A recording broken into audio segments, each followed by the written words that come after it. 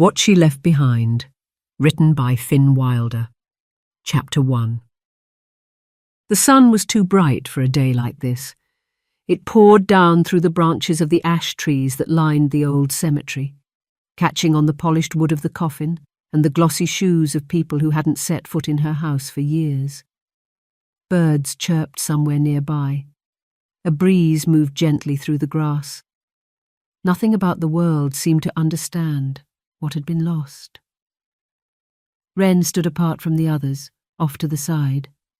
His shoulders were trembling, and tears slid freely down his cheeks, hot and unstoppable. He made no effort to hide them. He didn't have it in him. He wore a suit, slightly too big in the sleeves, the fit all wrong, the best he could manage. He tried. She would have wanted him to try. His ears, large, soft and feline, pressed flat against his head, twitching faintly at every voice, every rustle of fabric, every empty condolence spoken with all the depth of a shopping list. His tail, usually restless, hung limp behind him, brushing the tops of his shoes. Wren was a Neko, mostly human, but with feline traits, the distinct cat ears atop their heads and a tail.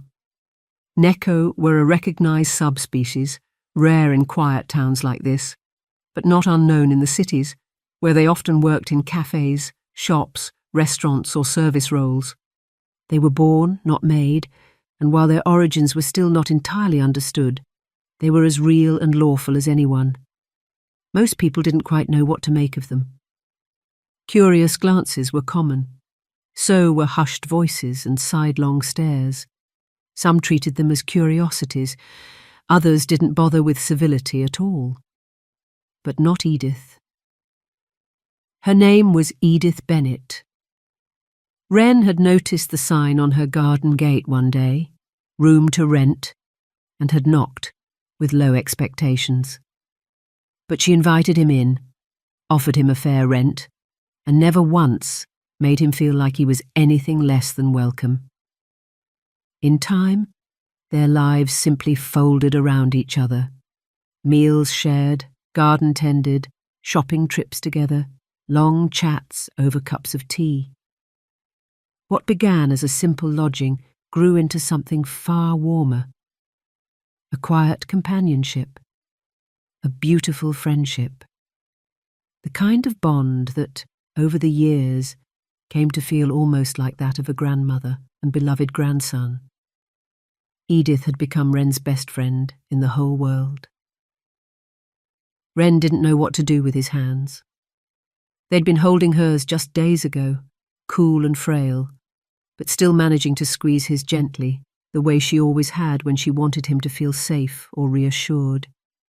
He'd sat beside her until the very end, making her tea she barely touched, reading her the same chapter of the same book she liked to fall asleep to. No one else had come. Now they were all here, all dressed in black, all performing. A man near the front sniffled theatrically, then glanced around to see who had noticed. A woman dabbed her eye without smudging her makeup. A man near the front sniffled theatrically, then glanced around to see who had noticed.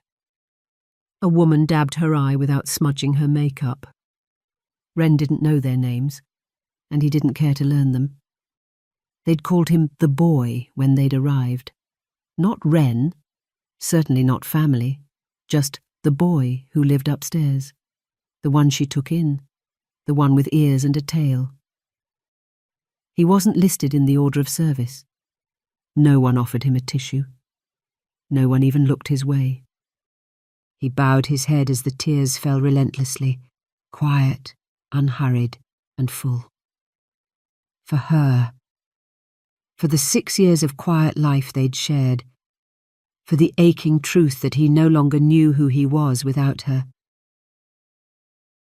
People began to shift, the funeral service ending in that strange, brittle hush where no one quite knows what to do. Someone murmured about heading back to the house. A few began drifting toward the cars, shoes crunching gently over gravel. Wren stayed where he was, hands clasped in front of him, eyes on the grass, Hey. The voice was soft, a little hesitant. Female. Kind. He blinked and glanced to his right. A girl stood beside him, maybe his age, maybe a year or two younger. Chestnut hair pinned back simply, a black dress that wasn't trying to impress anyone. She didn't smile, but her eyes were gentle. She looked at him with a quiet compassion. "Are you all right?" she asked. Ren gave the smallest shake of his head. He couldn't speak. She hesitated a moment, then said, "Would you like a hug?" He didn't answer, but something in the tilt of his shoulders must have said enough. She stepped forward without a word and wrapped her arms around him, not tightly, not awkwardly, just enough. It was the first kind thing anyone had done for him all day. He gladly returned the embrace, and for a moment the ache in his heart loosened, just slightly. When she stepped back, she gave him a little nod, as if to say it's okay. "I'm Clara," she said gently. "My mum's Edith's niece. I don't think we've met before, but I think I know who you are." Ren wiped his eyes with the cuff of his sleeve. "I'm Ren. I lived with Edith." She nodded. "She mentioned you often in her letters. She always wrote with such fondness. I feel like I know you a little already." She paused, then added, "Some of the family gossiped about it. They said things, that Edith had taken someone in, that it was all a bit unusual. But they never really knew what they were talking about. They just made assumptions." Her expression shifted, not angry, but firm. "I told them to stop, that it wasn't their business, and that if they'd read even one of Edith's letters, they'd have understood it wasn't strange at all. It was special." Ren's gaze flickered, the tension in his posture loosening slightly. "I'm sorry they talked about you that way," Clara said. "I never saw things the way they did." Ren gave a small nod. "You get used to it. People saying things." Clara's expression shifted. Not pity, but something close. Understanding, maybe. A quiet awareness of what he'd just shared. She gave a small nod of her own. "That must be hard." A silence passed, not uncomfortable. Then gently, "Edith meant a lot to you, didn't she?" Ren took a slow breath. His throat tightened, but this time he pushed through it. "She was everything," he said. "Kind, patient, sweet. Never treated me like I was strange or different. She looked out for me, just by being herself, by letting me be myself." He tried to swallow the lump rising in his throat, but it was no good. "She made me feel like I mattered, like I had a place to call home." Clara stayed quiet, letting him have the space. "She was my best friend," he said, barely getting the words out. "And now she's gone, and I don't know how to be without her." His voice broke, and he turned slightly, swiping at his eyes. I didn't realize losing her was going to hurt this much." Tears welled in his eyes again as he heard himself say the words. Clara saw it. The way his voice wobbled, the way he blinked too quickly. And without hesitating, she stepped a little closer and gently hugged him again. "I can see that," she whispered. "You really loved her. And I know she loved you too, like the grandson she never had." They stood together beside the grave in the stillness. Not far away from them, people talked in murmurs and milled near cars. The shuffle of polished shoes on gravel drifted like distant static. But Clara didn't move. She stayed close, her arms still around Ren, just holding him, offering quiet comfort as his tears kept falling. Then came the inevitable voice, sharp, female, impatient. Clara, come on, we're leaving. Clara rolled her eyes a little. That's my mum. If I don't go now, she'll start a scene. Wren gave a small nod. You should go. She lingered a moment longer, reluctant to pull away. Then, with a quiet breath, she gently let him go. I'm really glad I got to meet you, Wren, she said. And I'm so sorry you're going through all this. I just really hope you get the peace you deserve, and that things start to feel a little lighter soon. Thank you. Most people wouldn't have said anything to me, he said softly. But you did, and it meant so much to me. Thank you for being so kind. That was really sweet of you. She gave him a soft smile, one that stayed in her eyes, before turning and heading toward her family. Just before climbing into an expensive-looking car, she glanced back and gave him a gentle wave. Then she was gone. Wren remained by the graveside, the voices and footsteps thinning around him as people drifted away. For a while he didn't move. His hands hung at his sides, fingers curled slightly. His ears, still folded low against his head, twitched faintly at the sound of car doors slamming shut. He looked so small standing there, small and lost. The breeze tugged at his sleeves. A bird called from somewhere in the trees, and for the first time since she'd passed, the quiet started to feel real. He didn't want to leave, not yet. The coffin was still there in the earth, the soil not yet filled in. She was there. It felt wrong to turn his back on her, like leaving her behind. He shifted his weight slightly but stayed rooted to the spot. He didn't know how long he stood like that. 5 minutes, 10, just watching the breeze ripple through the ash trees and the petals scatter from a nearby wreath. Eventually he gave a small nod to no one at all. It felt impossible, walking away, like closing a door he could never open again. But the grave would be covered soon. The world would move on. And somehow he had to carry on. Not because he was ready, far from it, but because there was no other choice. The house was about a 30-minute walk away, out on the far edge of the small country town, along a quiet road lined with hedgerows and the occasional rusty road sign. The family had reluctantly arranged the funeral, but not a single word had been passed to him. He'd only learned the date by chance, after spotting her name in the obituary column of the local newspaper a few days earlier. They hadn't offered him a ride, hadn't asked if he needed anything. In truth, they hadn't thought of him at all. To them, he was just the lodger. The boy who rented the upstairs room. Someone barely worth acknowledging. Not that he'd expected anything. Although he'd never met them before today, Edith had spoken of them only in passing. Not with bitterness, but with a kind of quiet resignation.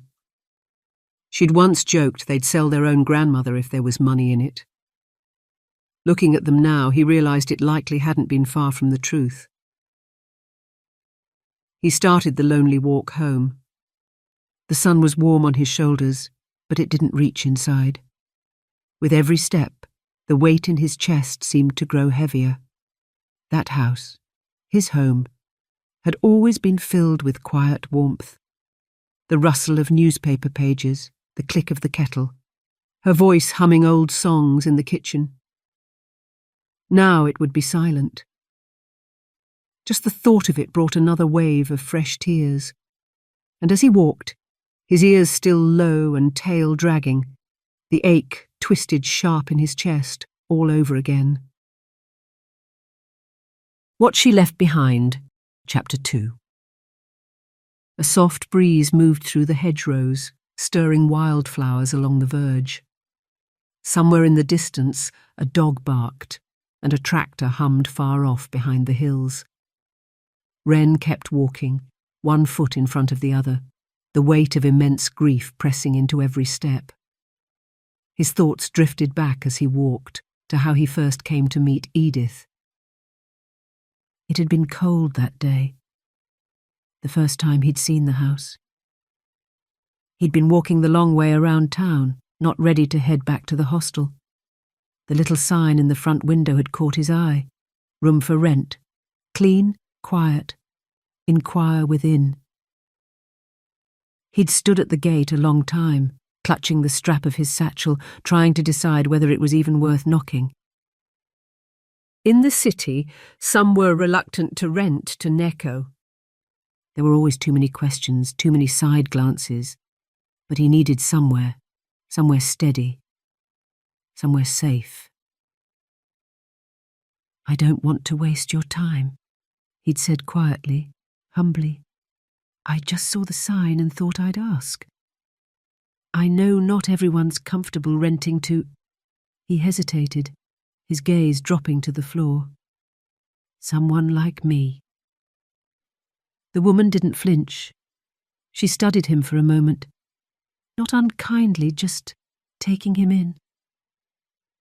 "Well," she said, with a shrug that wasn't unkind, "I've never been too fussed about what everyone else thinks." Wren wasn't sure how to respond. He wasn't used to people brushing it off like that. Usually there was a pause, a look, an excuse. She tilted her head. "You got a name?" "Wren," he said softly. "I'm Edith," she replied. She looked at him more closely now, her eyes softened. She'd never met a Neko before, not in person, but she'd heard of them living in the cities. Still, there was something about this one. His posture, his voice, the quiet way he stood there with his tail low and ears half flattened. There was such gentleness in him, such care, even in silence. Her face lit up in a way she hadn't expected. "Come in for a minute, Wren. No sense standing around freezing. I've got the kettle on." He blinked, uncertain. "I don't want to intrude." "You're not," she said, stepping aside and holding the door open. "Shoes off in the hallway, though, if they're muddy. Floors are clean." He respectfully slipped off his footwear and stepped over the threshold. The warmth was immediate, not just from the heating but from the house itself. It felt lived in, not showroom tidy but cared for. It smelled faintly of polish and shortbread. A ticking clock echoed somewhere down the hall. She closed the door gently behind him. After showing him the small but cheerfully decorated upstairs room, they returned back downstairs. "I was only asking $35 a week," she said, as she led him through to a small sitting room. "Nothing fancy, but it's warm and the roof doesn't leak." "That sounds more than fair," he said. "I can pay that. I sell my drawings. I've managed to find a few places in town that are willing to take them," he'd told her quietly. "Florists, shop fronts, pubs. I'm hoping it'll be enough to keep me going." That made her smile. "A proper artist, then?" "Good." He ducked his head slightly. "I'm not sure about proper." "Modest too," she said, smiling to herself. The gentle scene of how he came to be living at the house gently faded in his mind as he continued walking along the road. The memories were coming back to him thick and fast, those key moments and events that over time forged the amazing friendship and genuine love they'd shared. The breeze tugged gently at his jacket as the country lane curved toward a line of distant trees. Wren's feet moved without thought, his memories wandering far ahead of him. He hadn't meant to stay long at first, just a few weeks maybe. Enough time to get back on his feet, to find something more permanent. But weeks turned to months, and months into years, and somewhere in all that quiet, something rare had happened. They'd settled into each other's routines without ever meaning to. She had her ways, the crossword puzzle by the window, the radio murmuring the evening headlines while she put the kettle on. her endless jars of homemade jam that she insisted on giving to neighbours who never returned the favour. And he had his, sweeping the front path, bringing in her shopping, sketching flowers and birds in the back garden just because they made her smile. It wasn't anything dramatic, no single moment where everything changed, just hundreds of small ones, strung together like soft threads. The way she never hovered or fussed, but somehow always knew when he needed a warm drink or a few minutes of quiet. The way he always made her tea the way she liked, with a splash of milk and one sugar stirred exactly 3 times.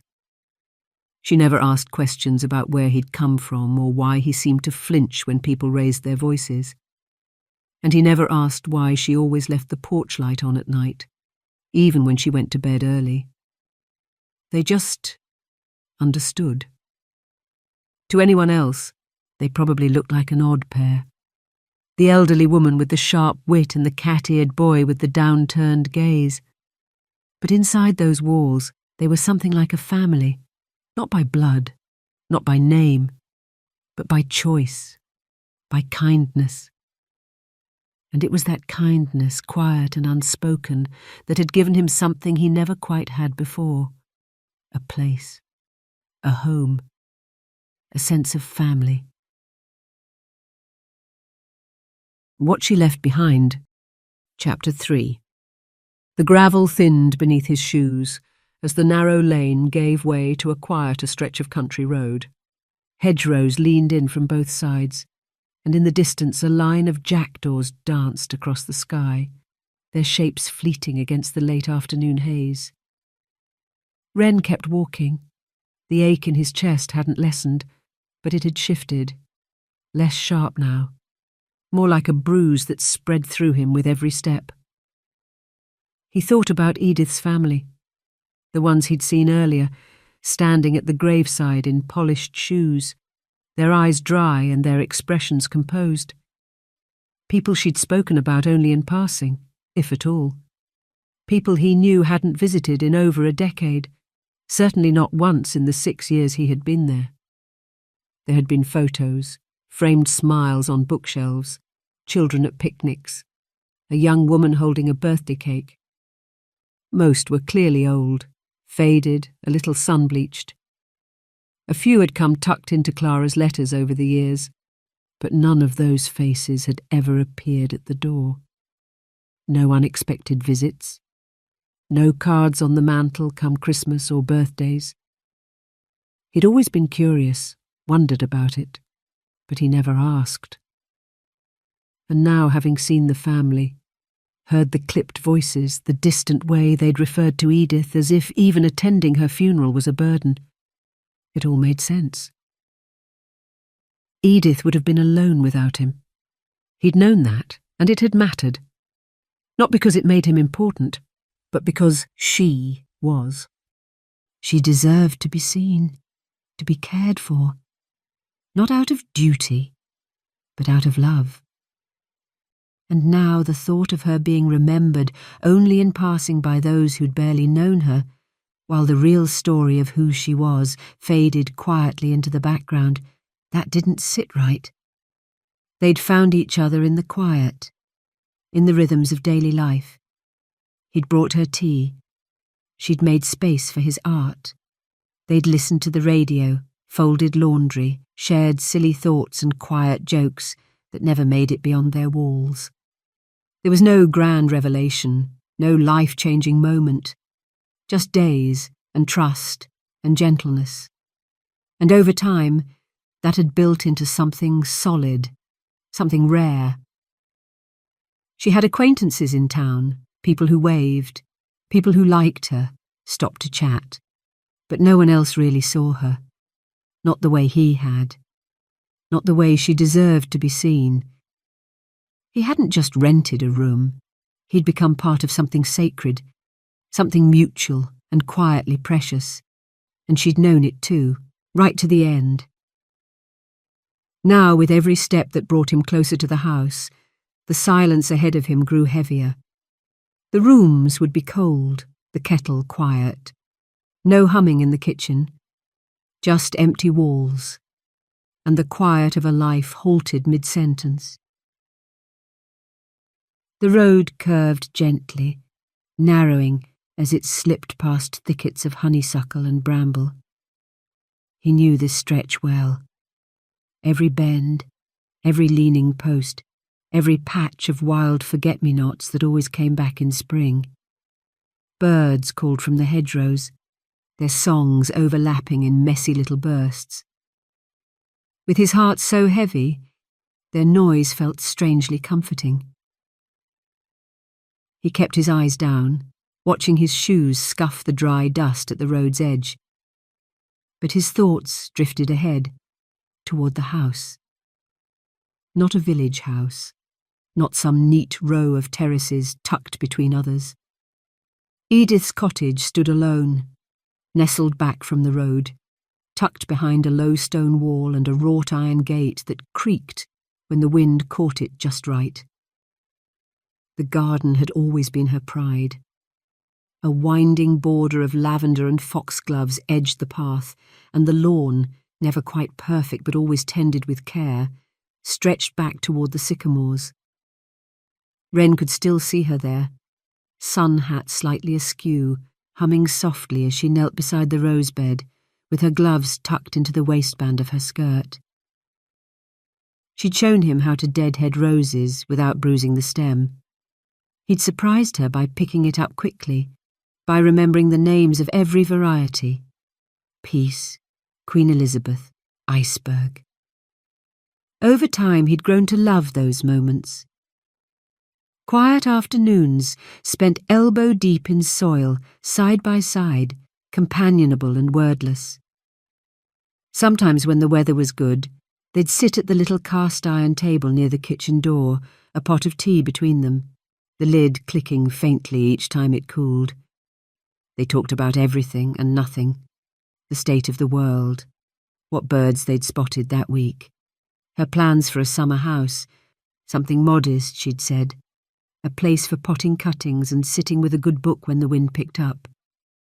She'd been saving up for it slowly. They'd even picked out a spot. If it hadn't been for the sudden and completely unexpected heart attack, it would have been standing there by August. Wren blinked hard. His eyes were stinging again.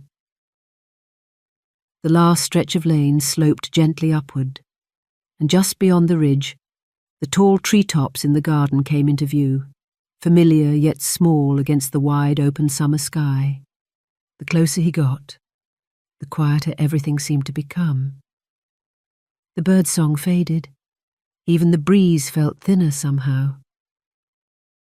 The house was waiting, but not in the way it used to.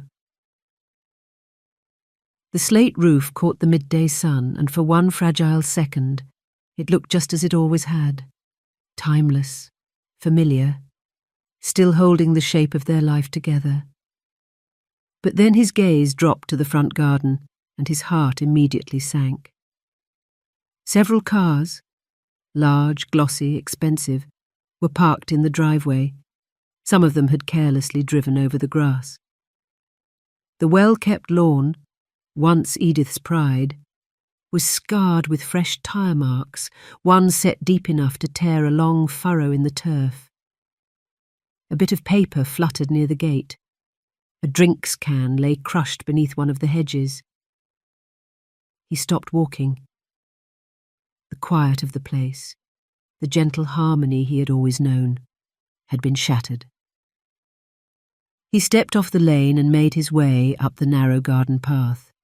The roses were still in bloom, soft pinks and creams climbing along the trellis, but the scent felt drowned beneath the sharp tang of cheap perfume and cigarette smoke drifting from the open front door. Voices rose from inside, too loud, too sharp. Someone laughed, a braying kind of sound that didn't belong in this house. Then another voice barked a question from the hallway, followed by the crash of something dropped in the kitchen. Wren flinched. His ears flattened against his head, both in disbelief and fear. It was too much, all at once. He stood in the middle of the path, unsure whether to keep walking or turn and run. The house felt unfamiliar now, like it had been taken over by strangers. Then a voice, softer than the rest, drifted from the porch. "Wren?" He looked up. Clara stood in the doorway, looking startled. Her eyes flicked from his face to the cars, then back again. "Oh no," she said, stepping outside quickly. "I didn't realize.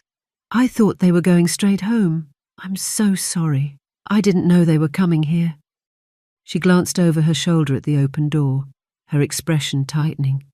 "I would have made them give you a lift if I'd known." Wren gave a small shake of his head. He couldn't find words yet. The noise, the mess, the deep gouge in the lawn, it was all too much. This had been a sacred place. Now it felt trampled, loud, wrong. Clara moved toward him. "Wren, are you okay?" He opened his mouth, but nothing came out. He looked at the house, the home that had once been warm and still and filled with quiet love, and all he felt now was cold. He didn't move, just stood in the middle of the garden path, ears still low, tail curled around one leg, and the weight of grief pressing deeper than ever into his chest. Clara stayed beside him, her voice low. "They shouldn't have come here like this. I really didn't think they were heading to the house. I'm sorry." She hesitated, glanced toward the door, then back at him. "I can stick close if you want." Wren gave the faintest nod. It wasn't permission so much as gratitude. They stepped inside together. What She Left Behind. Chapter 4. The hallway was cluttered, shoes dumped in a heap, coats thrown over the banister, someone's scarf trailing across the floor like it had been dropped mid-thought. The coat stand had been emptied. Edith's favourite shawl, the one she always wore when it got chilly, was folded over an armchair in the sitting room, and someone's handbag was plonked right on top of it, as if it had been claimed. Wren's jacket, his favourite, his only one, had been dumped on the floor, a muddy shoe print smudged across the sleeve. Wren's stomach turned. He swallowed hard, throat tight. It was still the same house, the walls, the furniture, the faint scent of tea leaves. But something had shifted. The space felt violated, not broken, just treated with careless disregard for everything it had meant, handled by people who didn't know it, didn't love it, didn't care. And now it no longer felt like his and Edith's home. It felt like they'd both been pushed aside, quietly erased. He moved toward the lounge. Clara followed close behind. The door was wide open.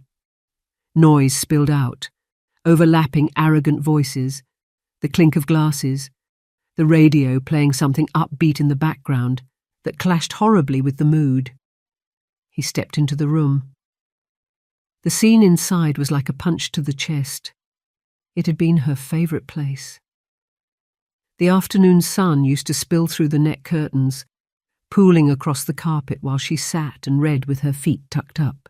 But now the curtains were yanked back, the cushions scattered, the coffee table covered in drinks, crisps, phones and biscuit crumbs. A vase, one he'd helped her choose from the charity shop, lay in pieces on the floor, pushed aside to make space for someone's handbag. The rug was bunched where a coffee table had been dragged out of alignment, and his own satchel, still resting on the armchair from earlier that morning, had been unzipped and rifled through. His sketchbook hung halfway out, a page dog-eared. He crossed the room quickly, ignoring the glances that flicked his way.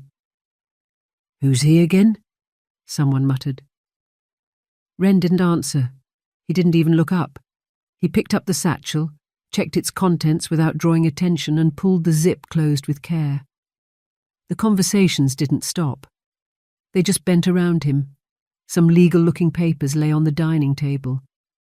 Wren could see the heading printed in neat typeface. Last Will and Testament of Edith Bennet.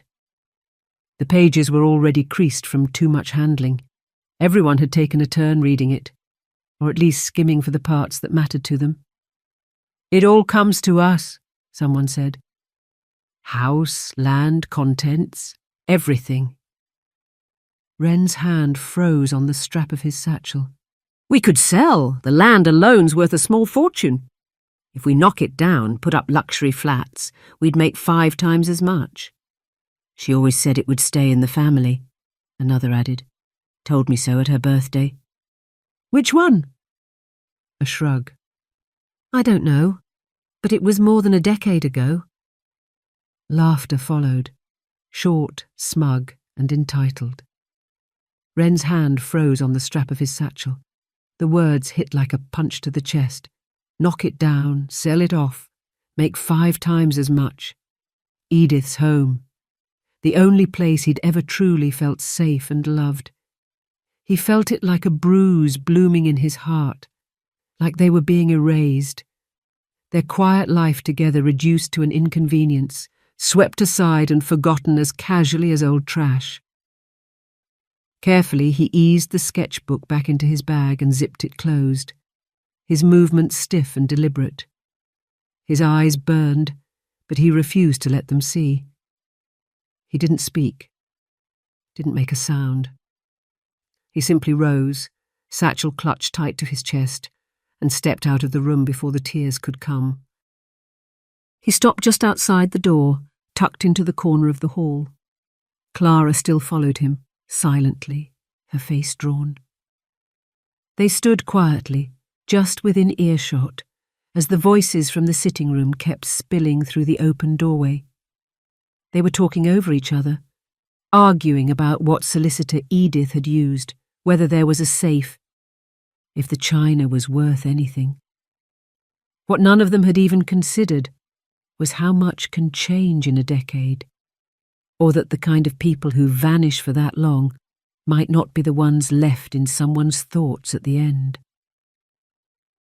Wren stared at the wallpaper across from him, its faded floral pattern suddenly feeling too close.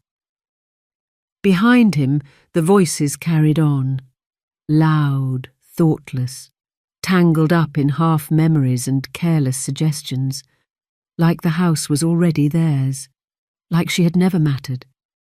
It all felt so ugly. Not just the words, but the way they said them, mouths full of food, fingers pointing, laughing like she was some old relic to be swept away and forgotten. Wren's stomach churned. He gripped the strap of his satchel tighter, fighting the rising nausea. This house had meant something. She had meant something. And now they were tearing it apart with their noise, their greed, their utter lack of grace. It was unbearable. She wasn't even cold in the ground. A door creaked upstairs. Footsteps thudded across the landing. Another voice shouted, "This must be the attic key, right? Try it on that cupboard in the hallway." His ears twitched hard at the sound. His shoulders tensed. That was Edith's miscellaneous cupboard. She used to keep photo albums there, folded napkins for Sunday lunch, her old record player that never quite sat level. Now it was being rifled through like a clearance shelf. She'd only been gone a week, and already it was as though she'd been erased. Clara stood quietly beside him, eyes cast down, hands tucked into her sleeves. She didn't know what to say. She could see it, hear it, the way her family were casually dismantling Edith's life, piece by piece, laughing while they did it. The voices from the sitting room rose again. "Yeah, I think we should go the demolition route. Get the most for our money with apartments. We'd need the whole plot, but the garden's wasted space anyway." The words hit Wren like a knife to the heart. They didn't know, couldn't begin to. The hours Edith had poured into that garden. The care, the joy, the quiet pride she took in every bloom. The warmth of the memories they'd made there, side by side. To hear it dismissed as wasted space, it was almost more than he could bear. The hurtful voices kept going. Wren stayed frozen in the hallway, heart thudding, every sentence landing like a fresh blow. She kept so much old junk. Can't believe how dusty it is in here. We'll need multiple skips to clear this place. And then, like a crack splitting through everything. Did anyone else see that boy? The one who came in just now? The lodger? No, he's not just a lodger, he's one of those Neko things, tail and ears and all. God knows what she was thinking, letting something like that live here. Probably felt sorry for it. Maybe it was a stray. Someone snorted. You know what she was like. Well, he'll have to go. This isn't an animal charity. Another voice joined in with a laugh. She always did love cats. Guess this was the final boss version. Cat lady on steroids. Laughter. Real, amused laughter. Wren froze. The words rang in his ears, sharp and clear. He didn't care that they were mocking him. He was used to that. What twisted in his gut was how they spoke about Edith. Sweet, kind, unfailingly gentle Edith. The sheer disrespect. The way they laughed, like she was some kind of joke. It was nauseating. He blinked hard. He couldn't look, couldn't breathe. The people in that room didn't see it. The love stitched into every corner of the house.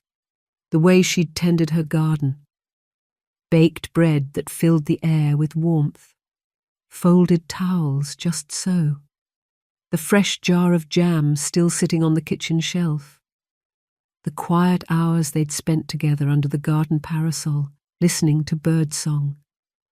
To them, it was just a pile of money. 4 walls and a plot to gut, flip and sell. His grip on the satchel tightened, the leather warm beneath his palms. His arms ached from holding it so close, but it was the only thing anchoring him. I didn't know it would be like this, he whispered, tears pricking at his eyes. Clara shook her head softly. I didn't think they would be this bad. But the voices kept going. Yep, first thing we need to do is get rid of the cat kid, said one sharply. He's not family. He's got no claim. Exactly, another said. Shouldn't have been here in the first place. You saw him. Ears, tail, shifty look. Probably got mange too. God only knows what she was thinking, letting a freak like that live here. We won't drag it out, a third added. The quicker he's out, the better. Give him a week, tops. Wren's tail flicked hard against his leg. His whole body tensed, his ears folded tight. A sick panic rose in his chest. They weren't just tearing down Edith's life. They were tearing his apart too, and fast. She was being erased, and now so was he. Not just pushing him out, but gutting everything she'd left behind, everything that meant anything to either of them. Like she was a mistake to be cleaned up. Like he'd never been there at all. And he had nowhere to go. He wasn't family, and they didn't want to remember her. Not properly, not truthfully, not as she was. Something lurched in his stomach. A wave of nausea rising fast. He couldn't listen anymore. Without a word, Wren turned and bolted up the stairs, satchel clutched tight to his chest. The hallway blurred as he passed. Coats, voices, perfume, the clink of glasses, all of it crashing over him in a dizzying wave. What She Left Behind, Chapter 5. Wren didn't stop until he reached his room. his heart hammering, breath tight, the door shutting behind him with a quiet thud that now sounded almost too inadequate to keep the world out. The room was dimmed, the curtains drawn halfway to tame the bright sun. At first glance, everything looked exactly as he'd left it that morning. The blanket folded neatly at the end of the bed, the mug on the windowsill from last night's tea, the little framed sketch of the garden still propped on the dresser, safe, familiar, his. But as he stepped further in, a prickling unease crept over him. One of the drawers on his bedside table was slightly ajar. He never left it that way. He stepped closer, the unease tightening in his chest. The sketchbook he kept tucked inside, older drawings, some rough, some deeply personal, wasn't quite where he'd left it. The cover bent slightly at the corner, a page near the middle half turned. He glanced at the bed. There, near the edge, was the faint dip of an impression. Someone had sat there, not just passing through, sitting long enough to flip through pages. His pages. Drawings never meant for anyone else's eyes. Thoughts, ideas, fragments of himself he wasn't ready to share. His stomach turned. Even here, in the one place that had always felt like his, they'd invaded. Careless hands rifling through the pieces of his inner world, like it was nothing, like he was nothing. No boundaries, no respect. Prying eyes, emboldened by a warped sense of entitlement that hadn't been earned. Now even this room didn't feel like the safe sanctuary he had come to trust. Not really, not anymore. For a moment he just stood there, chest rising and falling too fast, tail curled tightly around one leg. Then he sank down onto the bed, satchel still clutched in his arms. It was too much.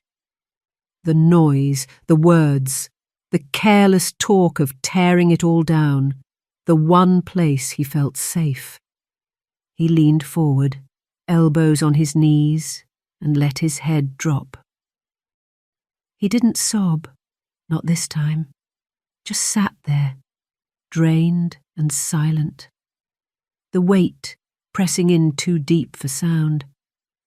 But he felt it, the unravelling, and the hollow space where his future used to be. He stared at the floor for a long time, the wood grain blurring through quiet tears he didn't bother to blink away. Below him the voices rose and fell. A cupboard door slammed. Laughter again. Then the clink of glass.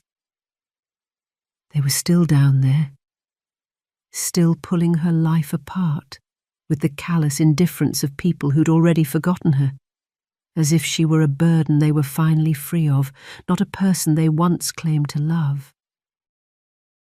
Wren didn't know how long he sat like that. Then, a soft knock. He flinched. There was a pause. No voice, just the faint creak of the floorboards outside. Then the door eased open a little. Clara. She didn't step in straight away, just stood there, holding two mismatched mugs, one in each hand. She started, then faltered. Her voice was quieter than before. I didn't know what else to do, but I figured a cup of tea might help. She didn't wait for an answer. Just gently, as unobtrusively as she could, eased into the room and placed the mugs down on the desk beside him. Wren opened his mouth, but nothing came. I just thought, maybe you wouldn't want to be alone, she said softly. Do you want some company? I totally understand if you want your space. Wren didn't speak at first. Then he gave the smallest nod, barely lifting his head. Clara gave an audible sigh, seeming glad to be able to stay with him. I'll be honest, I can't bear to be around my family at the moment, she admitted, I hate it when they get like this. Clara pulled out the chair by the desk and sat down carefully, her movements quiet and unassuming. She didn't try to make conversation, just wrapped her hands around her mug and sat with him. For a while neither of them spoke. Then eventually Ren lifted his head and glanced at her. "Thank you," he whispered, "for the tea, for being so kind to me." Then he looked at her more intentionally, as if studying her. "How come you're not like them?" he asked, his quiet tone genuinely curious. Clara looked down at her mug, then gave a soft breath of a laugh, not mocking, just sad. "I often wonder the same thing," she said. "Why I always felt out of step with them. I think maybe I just see things differently." She glanced over at him. "Edith helped with that. We wrote letters to each other all the time, nothing dramatic, just thoughts and stories. I'd ask her for advice. Always trusted her answers more than my parents. Her kindness, her way of seeing the world, it was like a guiding light. She thought differently, saw the world in ways my family couldn't begin to fathom. It was kind of her superpower." She looked at Ren, who was listening thoughtfully. Hearing Clara speak so fondly of Edith was helping ease some of the weight pressing down on him. "I expect you know what I mean. You've probably felt it too. Her superpower?" Ren knew exactly what she meant. He gave a slow nod, fingers curled loosely around his mug. "She just had a way," he whispered, like she always knew what mattered, even when everything else felt too big or too loud. Clara smiled faintly. "That sounds exactly like her." She shifted slightly in the chair, thoughtful. "She mentioned you, Ren, in nearly every letter. Not just in passing, I mean really mentioned you. Said you were the best blessing that ever happened to her." Ren blinked. His tail gave a faint flick beside his leg. "She said having you around gave her a reason to get up in the morning. That she hadn't realized how grey life had become until you showed up and filled it with colour again. She was so proud of you, of the way you looked out for each other. She used to smile when she talked about how you always insisted on paying your rent, even when money was tight and she tried to waive it. And she often said how it felt like you'd always been there. Not just living under her roof, but part of what made the place feel right." He didn't speak at first. He watched the steam curl from his mug, then turned toward the window. He could feel that now familiar lump returning to his throat. "She never told me that," he said softly. "Not directly, but I think I knew." "She wouldn't have said it outright," Clara replied. "That wasn't her way. She didn't want you to feel like you owed her anything. She just wanted you to feel safe, comfortable, loved. Because she understood that's what you needed. That's what gave you space to be yourself, without fear always trailing behind." Ren's eyes shimmered, but the tears stayed put. "She really did make it feel like home," he said. "I never really had that before. Not properly." Clara nodded. "Because in her eyes you were family, Ren. That's exactly what she wanted you to feel." The silence that followed wasn't awkward or heavy. It was gentler than that. Shared. A quiet space that didn't need to be filled. Ren took a sip of his tea, then looked at her again. "Thank you for telling me.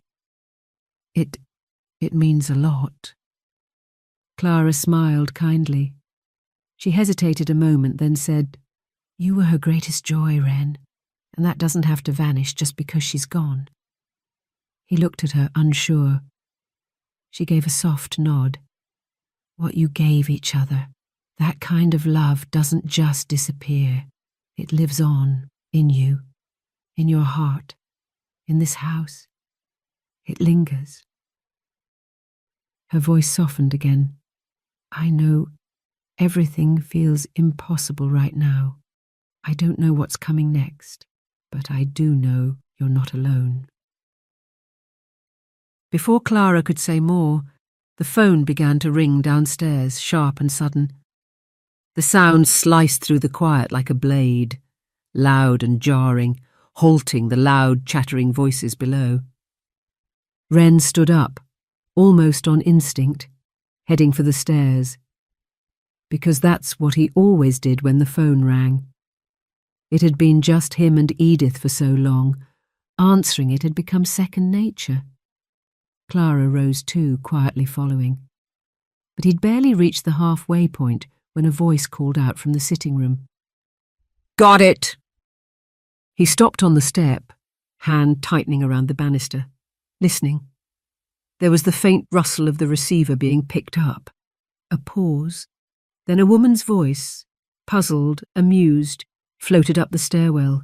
Sorry, who? Another pause. They're asking for someone called Wren. A ripple of confusion moved through the room. Clara didn't hesitate. She darted past him down the stairs, her voice cutting across the chatter. Wait, Wren's here. She beckoned for him to follow just before she stepped into the sitting room, and then crossed quickly to the phone.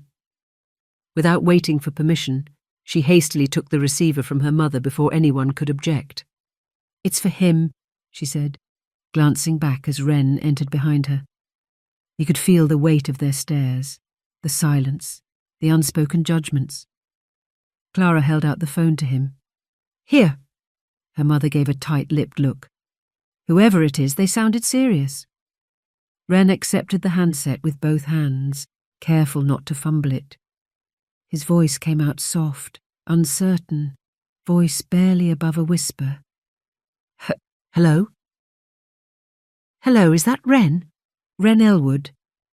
The voice on the line was calm, steady, a quiet confidence threaded through it. Yes, speaking. Wren. My name is Jonathan Ainsworth, and I am your late landlady's solicitor. Edith asked me to call you around this time. She wanted to be certain you wouldn't be left in the dark, or left worrying about what was happening. A short pause. I trust you're all right? Wren swallowed. Yes, I think so.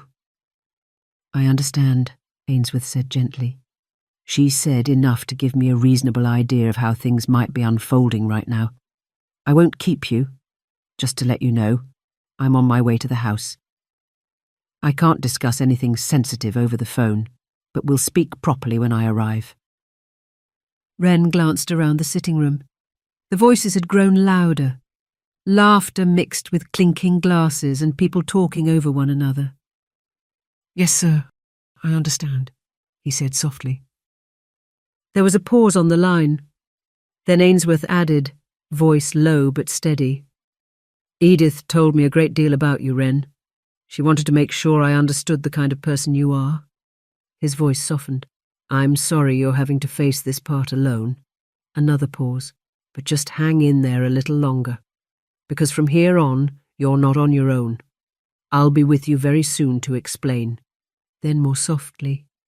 And, Wren, you weren't just important to Edith, you were everything to her. She loved you dearly, and she made sure provisions were in place for you after she passed, no matter what.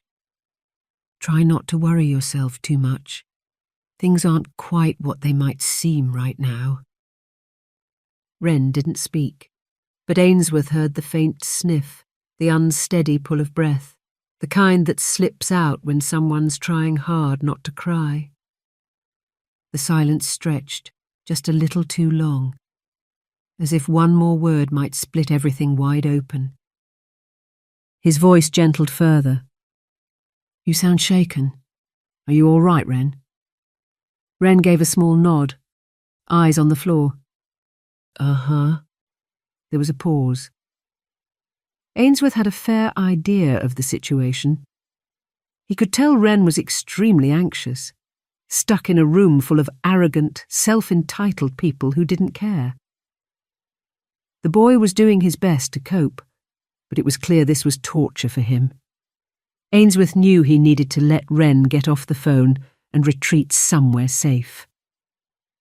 Ainsworth's voice shifted. Still calm, but now more deliberate. Measured. Just one last question, Wren. Do you have somewhere safe you can retreat to when we end the call? Wren thought of his room. It didn't feel quite like a refuge anymore. Not fully. But it was the only place they'd mostly left alone. He nodded again. Yes, sir. He sniffed quietly. I think so.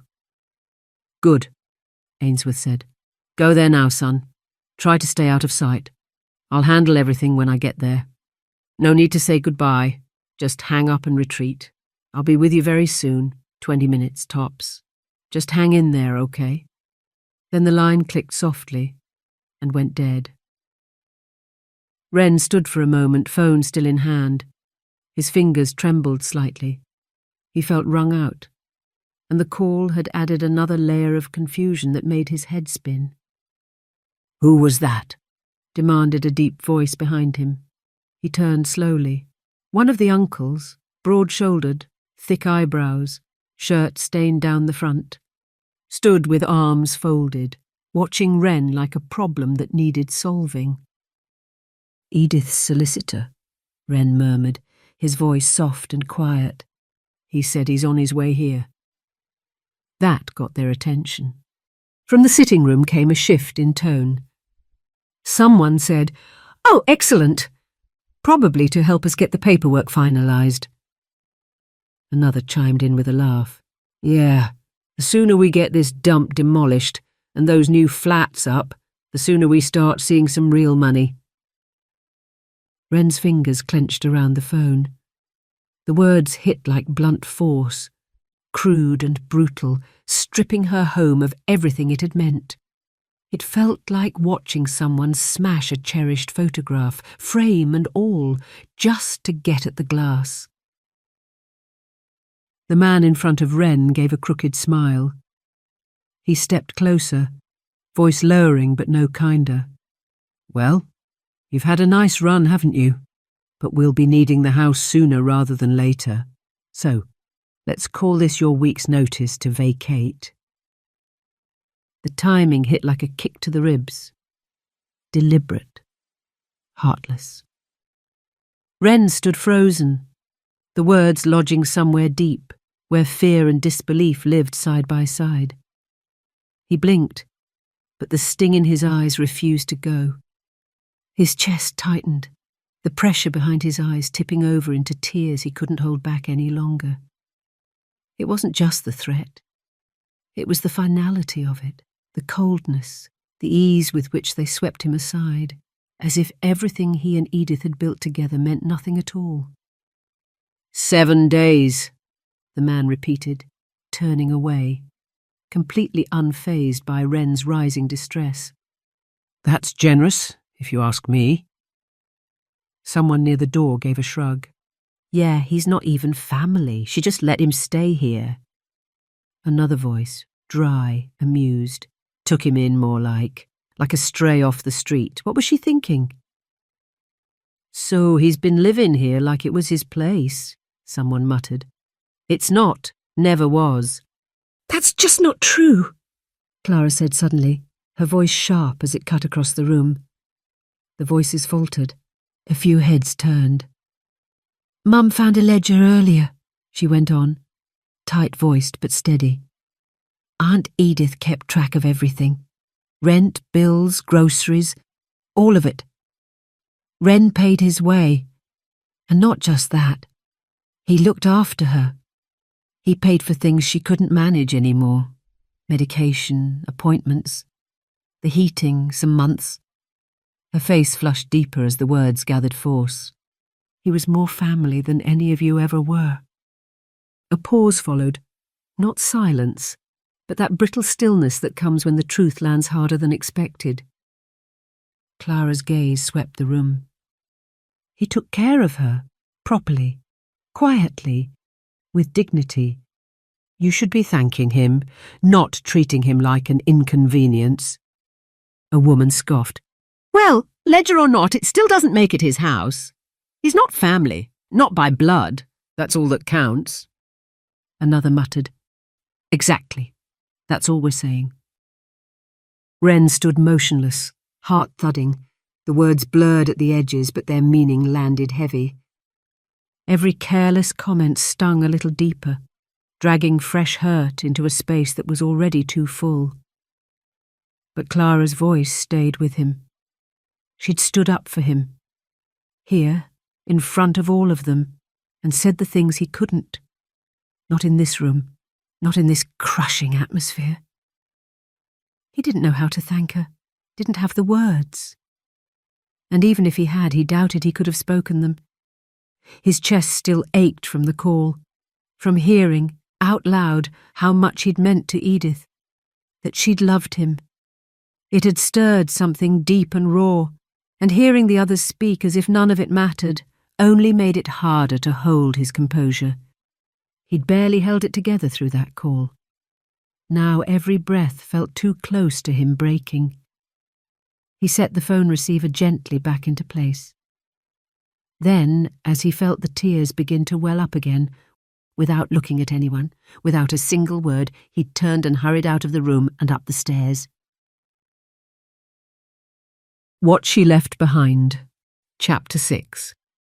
As Wren reached the top of the stairs, the voices floated up behind him, low, but not low enough. Well, that was dramatic, someone muttered, storming off like a child. Another voice, clipped and cold. He's been walking around like he owns the place. About time someone reminded him he doesn't. A soft chuckle followed. You ask me, Edith got far too sentimental in her old age. Should have taken in a real cat. Less trouble. There was a short laugh, not loud, but cruel in its carelessness. Wren slowed on the landing, his back still to them. He didn't move, didn't speak. Tears were now rolling down his cheeks. Their toxic words clung, ugly and close, like smoke in fabric, and just as hard to shake. He quietly closed the door to his room behind him and leaned against it, heart racing. It was the kind of heartbeat that didn't feel like life, but panic. A dull, thudding warning that something was breaking. He crossed to the bed and sat down on it slowly. He was trembling now, not visibly, but deep inside, that brittle kind of shaking that sits in the bones like a glass under strain. His breath came in shallow bursts. The tea Clara had brought still sat on the desk, the steam long since faded, a faint ring on the wood beneath the mug. The simple kindness of it, so at odds with everything else downstairs, lingered like a small, flickering light. But it wasn't enough to chase off the weight bearing down on him now. They didn't just want the house, they wanted him gone. Not as an afterthought, but as part of the plan. Efficient, tidy, forgotten. He hadn't spoken back. He hadn't fought. He barely even existed in their eyes. A shadow in the hallway, a nuisance, a leftover from someone they'd already decided to discard and forget. His chest ached with it. His stomach felt like it had been tied in knots, then pulled tighter with every careless word. He closed his eyes and pressed his forehead to his knees, arms wrapped tightly around his legs. 7 days. He couldn't survive 7 days of this. And yet, somewhere below all that panic, all that crushing helplessness, there was something else. Something so quiet he almost missed it. Edith had made provisions. Even now, in the middle of this storm, her voice echoed faintly in his memory. You're safe, my dear. Sweet Wren. Just trust me. Everything will be all right. The sound of a car outside pulling into the drive broke through his spinning thoughts. Tires on gravel. A car door. Then quiet. Wren lifted his head slowly, ears twitching. The voices downstairs didn't stop, but they dipped, curious, expectant. Someone muttered, "That'll be the solicitor." There was movement, chairs shifting, feet scraping against floorboards. He could sense the atmosphere inside the house shift slightly. Wren stood, moved to the window, and eased the curtain aside. A dark, nondescript car was parked neatly in the gravel drive. Not on the grass, not across the path, just properly, respectfully. And standing beside it, smoothing out the sleeve of his jacket and checking the time on a polished watch, was an older man in a dark overcoat, holding a black leather briefcase. His posture was calm, not rigid, not showy, just still, solid, like someone who didn't rattle easily, who came through on the things he said he would do. Wren had been wound so tightly it hurt. Every muscle drawn in, every breath measured. But seeing Ainsworth, just standing there, calm and steady, eased the tightness by a fraction. Not all of it, just enough. Enough to remind him that he wasn't completely alone in this. He didn't know Mr. Ainsworth, had never even seen a photo. But in that moment, looking down at the man who had spoken so gently on the phone, the man who knew Edith, who seemed to know him too, something stirred in him. A feeling he'd been quietly hoping for ever since he returned from the funeral. Hope. What She Left Behind. Chapter 7. Wren stayed at the window a moment longer, watching as Mr. Ainsworth approached the front door with quiet purpose. The man moved like someone used to being listened to, calm, precise, composed, but never demanding attention. Then, just before he reached the steps, Ainsworth looked up. Their eyes met. There was a flicker of instant recognition. Mr. Ainsworth gave the faintest smile and nod, then a subtle hand gesture. "Stay there." Wren responded with a small nod of his own, and Ainsworth answered with an approving smile and a discreet thumbs up. Wren stepped back from the window, heart still racing, but steadier now. He didn't need to do anything yet, not face anyone, not speak. For now, someone else had the reins. And for the first time since returning from the funeral, that thought didn't feel terrifying. Mr. Ainsworth approached the front door and knocked, not loud, not impatient, just firm enough to announce his presence. The voices in the sitting room dipped, then quieted. A chair scraped back. Footsteps moved through the hallway. Upstairs, Wren was too nervous to sit. He hovered, pacing silently around his room, unsure what to do with himself. When he heard the front door opening, he moved to his own door and eased it open a little. Through the gap in the banister, he could see just enough of the hallway below. "Good afternoon. I'm Jonathan Ainsworth, solicitor to the late Mrs. Edith Bennett's estate. I've been instructed to make contact with Mrs. Bennett's surviving family and close acquaintances." "Well, that'll be us," said the man who answered, using a tone that tried, and failed, to sound in control. "Please, come in," he added, gesturing stiffly. The man stepped over the threshold with quiet confidence, an understated briefcase in hand and a composed expression that didn't waver, even when he took in the chaotic-looking hallway. There was no small talk, no pleasantries. Just a polite nod before he was shown into the sitting room where the rest of the family were gathered. Chairs had been pulled around. Someone switched off the radio. The atmosphere shifted, not respectful exactly, but alert. A man with legal weight had entered the room, and no one quite knew what he might say. Mr. Ainsworth remained standing. "Thank you for meeting with me," he began, his voice steady. I'm Jonathan Ainsworth, the appointed solicitor managing the affairs of the late Mrs. Edith Bennet. I've been instructed to ensure all legal matters are handled correctly and to inform you of the next steps regarding the formal reading of her will. As he spoke, he reached into his pocket and withdrew a small stack of business cards, then began handing them out. A meeting has been scheduled for 10 o'clock tomorrow morning in the conference suite at my office. The address is on the card. He tapped the one remaining in his hand. This will be the formal reading and validation of Mrs. Bennet's will and estate. Any and all parties with a connection or stake are invited to attend. There were a few nods, a cough. Someone began reading the card they'd been handed. Ainsworth let the silence settle before continuing. "Now," he said, his tone sharpening slightly as his gaze moved deliberately around the room, meeting each set of eyes in turn.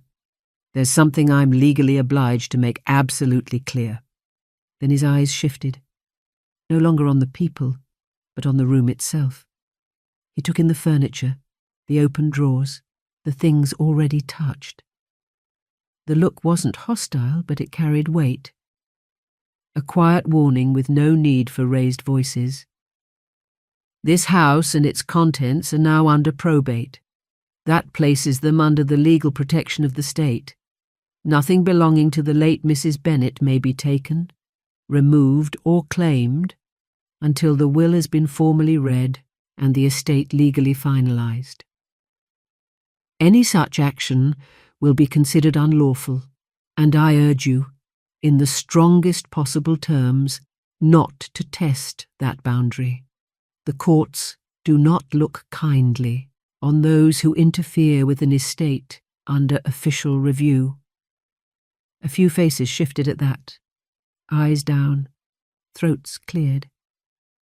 He continued, "I'm aware that some of you have travelled from outside the area. Under this county's probate code, temporary shelter may be taken within the estate residence for the night preceding the will reading, one night only, and under strict conditions. This allowance is granted solely because the house remains in active use as a primary residence by a legally recognised occupant. This is not a right.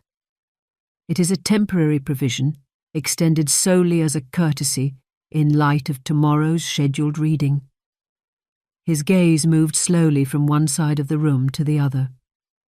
"While probate remains unresolved, the current legal occupant's right to quiet and undisturbed use of the property must be fully respected.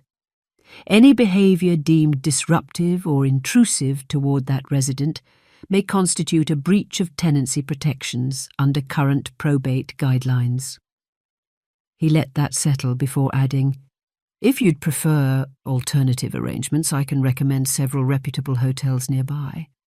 A lodging allowance of up to 100 per person has been made available by Mrs. Bennet. Claim forms can be provided upon request." He closed his briefcase and adjusted the sleeve of his coat. "Now, if you'll excuse me, there's one more matter to attend to." His eyes shifted toward the hallway. "I need to speak with the current resident in private. I'll leave you to decide where you'll be spending the night, and will return shortly to note your decision." One of the men gave a short laugh. "If you're going up to see that cat-eared kid, we already gave him a week to clear out. But if you can speed things along, well, even better." Ainsworth paused mid-step and looked toward the speaker. Not unkindly, but with a calm steadiness that quieted the room a notch. "I see," he said simply. Then he turned and walked out of the sitting room, his footsteps firm but unhurried across the wooden floor. What She Left Behind, Chapter 8. The hallway was quiet as Ainsworth climbed the stairs, each step measured and unhurried. He moved with purpose, pausing only briefly at the foot of the staircase before ascending. Wren's door was slightly ajar. Through the narrow gap, Ainsworth caught a glimpse. A figure sitting motionless on the edge of the bed, hands resting in his lap. As Ainsworth's footsteps drew closer, Wren rose, visibly bracing himself. The door creaked as Wren slowly opened it, and for the first time Ainsworth saw him properly. Not through glass, not from a photograph, not just a voice on the phone, but in person. A young man, small-framed and delicate enough that, at a glance, he might have been mistaken for someone younger. Not a child, but not someone who should have been left to face all this alone. Ainsworth's eyes were drawn, involuntarily, to Wren's ears, large-furred, pressed tight against his hair, a clear signal if you knew how to read it. Ainsworth had seen a few Neko in cafés and restaurants during city visits. Sprightly, cheerful types, weaving between tables with trays balanced in steady hands. Their feline agility was well suited to places like that. And their ears, always upright, attentive, bright, engaged, a kind of emotional barometer built into them. Not like this. Not drawn back and flat. Not like now. A sign of stress, anxiety, or perhaps something closer to despair. There was a fragility to him. Not weakness, it wasn't that. But the kind of fine, breakable quiet Ainsworth had only seen a few times before. Once, years ago, during a special forces op on the far side of the world. A sandy basement. Kids younger than this, all bones and bruises, eyes too wide from too much fear and too little safety. He hadn't forgotten them. He never would. And now, looking at Wren, quiet, brittle, standing there with those wary eyes, it stirred something, buried deep but sharp. A reminder. Some people were born gentle, and this world had never known quite what to do with them. He straightened slightly. Then without knocking he spoke, calm and low. "May I come in?" Wren gave a small, nervous nod. Ainsworth stepped inside, careful not to crowd the room. He closed the door gently behind him, giving them privacy, and paused just inside, allowing the young man space to adjust. He didn't offer a handshake. Something about Wren's posture, the slight tension in his shoulders, the way his hands were lightly clasped together, told him it would be too much. The boy was already doing his best to stay composed, and Ainsworth had no wish to add to the pressure with formal expectations. Instead, he simply offered a quiet nod, a gesture of respect. "Thank you," he said gently. "It's nice to finally meet you in person, Wren. Edith has told me so much about you." Wren gave the subtlest of nods. You too," he whispered, sitting back down on the edge of the bed, hands still folded in his lap, not quite meeting Ainsworth's gaze. The solicitor took in the room, very clean, neat and tidy, a little sparse in possessions, but homely and lived in. Landscape artworks he had drawn hung in modest frames on the wall. A small set of wall shelves held perfectly folded clothes, stacked with care. The wooden desk was neatly arranged with a caddy of bundled colouring pencils and a few sketch pads. Nearby, a small stack of new drawings in plastic sleeves waited to be taken to the local shops and outlets where he sold them. Everything in the room spoke of a quietly lived, orderly life, peaceful, undramatic, undisturbed. Until now. The air felt still, as though the space itself had been holding its breath all day. Ainsworth lowered himself into the wooden chair beside the desk. "You don't have to say anything. I won't stay long." Wren nodded almost imperceptibly. "I wanted to speak with you directly, Wren," Ainsworth said. "First and foremost, I'm very sorry for your loss. Edith was quite something. Fiercely intelligent, sharp as a tack, but deeply kind. She spoke of you often, and always with great warmth. It was clear you meant a great deal to her, and I suspect she meant just as much to you. He paused.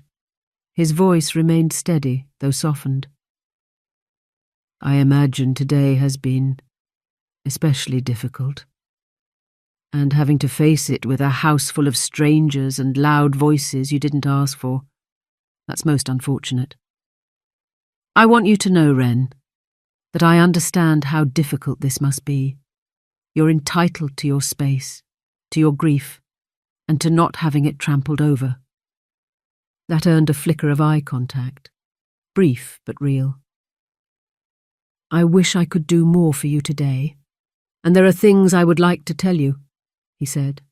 But for now, I'm bound by legal constraints.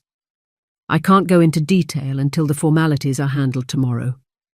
He paused just long enough to make sure Wren was still with him. That said, I do want to reassure you, Wren. You don't need to be afraid. You don't need to be anxious about what's coming next. I don't know what thoughts might have been circling in your mind since the funeral, but I can tell you, many of the worst-case scenarios you may have feared are unlikely. He leaned forward slightly, hands resting loosely together. You have people on your side. And tomorrow, things will start to become much clearer. Wren blinked. His lips parted slightly, but no words came. Ainsworth offered a faint, steady smile. I know you've been through a lot, but you're not alone in this. Not anymore. Then after a moment he added, Now this is very important and the main reason I'm here. Tomorrow morning, I've arranged for a car to collect you at 8 o'clock. 2 colleagues of mine, Jacob and Sam, will escort you. They're old friends, ex-military, very trusted, very loyal, and fiercely protective. Their job is to look after you for the day. He paused just briefly to let it land. They'll take you into town first and treat you to breakfast at a diner, then make sure you're ready and on time for the reading of Edith's will. They'll also stay with you throughout the reading. Their only role tomorrow is to support and protect you. That includes both practical support and moral backing. Wren looked at him fully now, still fragile, but confused.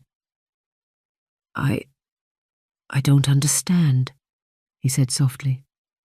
I didn't think I was supposed to be there. For the will reading, I mean. I thought that was just for family. Ainsworth gave a small nod, calm, measured. You've been invited to attend, Mr. Wren Elwood, by name, and that's all that I can tell you for now. Wren lowered his gaze, still trying to take it in. But the others said I had a week, that I'd need to move out by then. I'm aware of what they said, Ainsworth replied, and we can address that in due course. But right now, my job is to make sure everything proceeds according to the law. That includes ensuring everyone entitled to be present tomorrow is present. And that, Wren, that includes you. Wren's brow creased.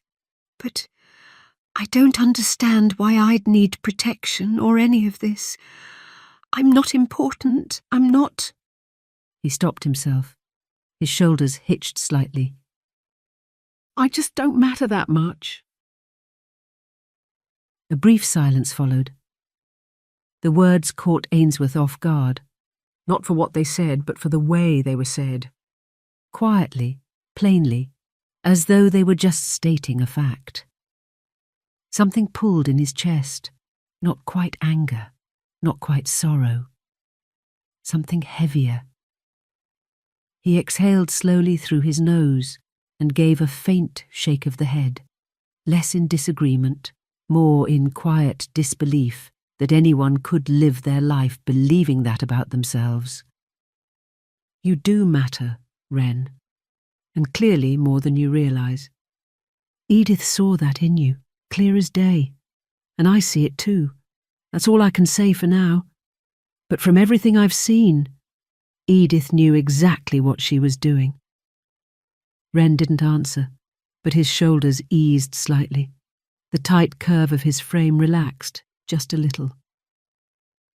"I know it's a lot to take in," Ainsworth said gently. "But for tonight, try to rest if you can. The family haven't made their decision yet, but there's a chance they may stay the night. If that happens, I want you to know your space is your own. You're not to be disturbed. I've made that very clear to all of them."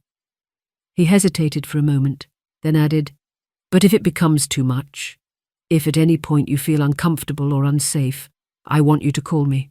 I'll come and fetch you myself if necessary. You can stay at a hotel or you'd be welcome at my home.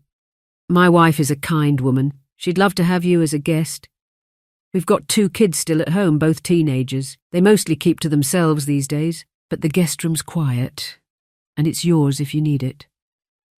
He met Wren's eyes, steady and sincere. "You don't have to put up with anything tonight, not anymore." Wren seemed genuinely moved by the offer. He looked down at his hands, silent for a moment, then back up again. His voice was small but steady. "Thank you," he said. I didn't think anyone would be on my side, not really."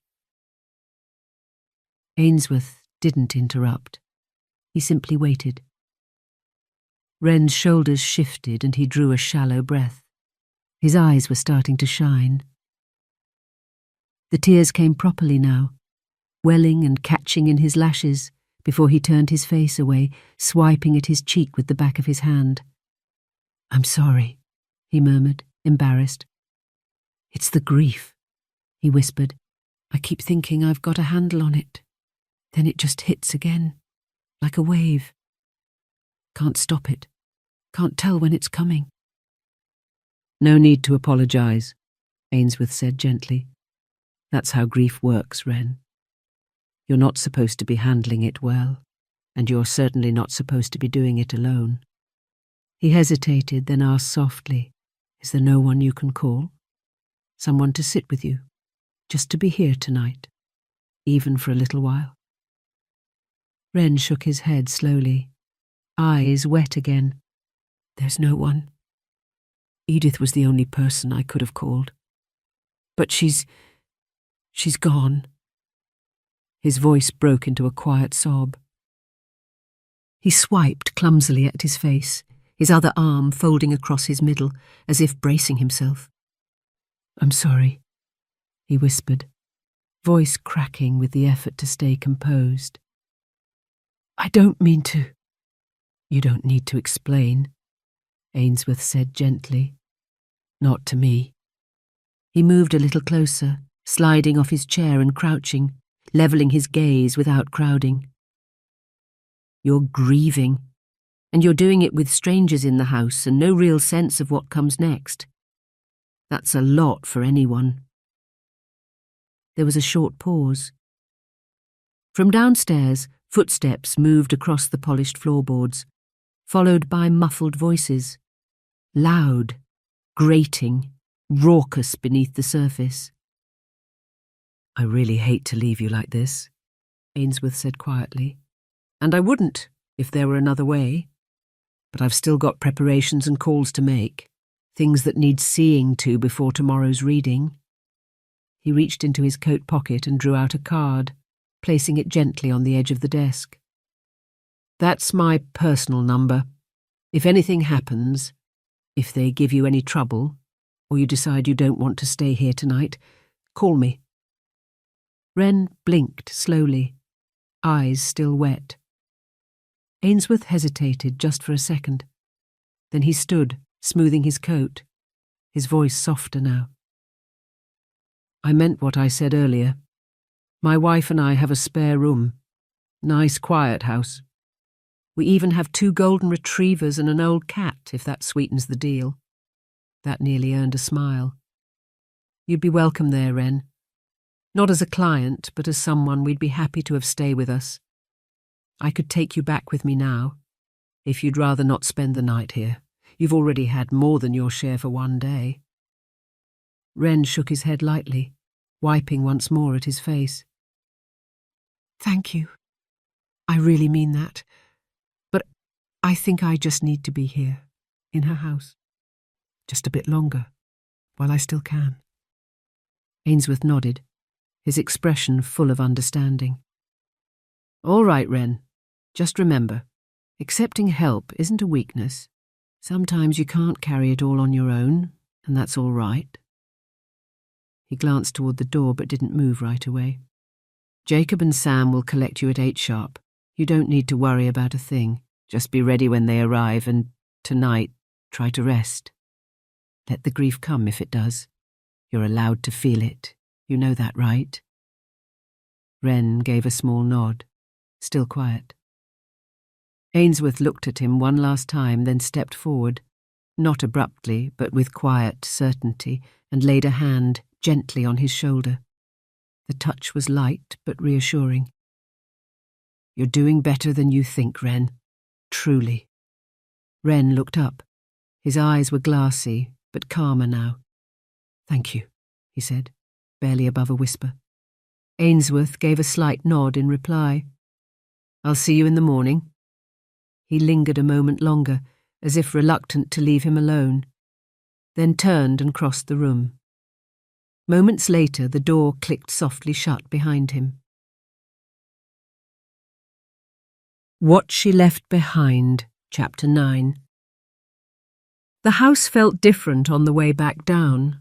Where Wren's room had been still, fragile with grief, the air below held something altogether heavier, a tangle of low voices and unspoken tension.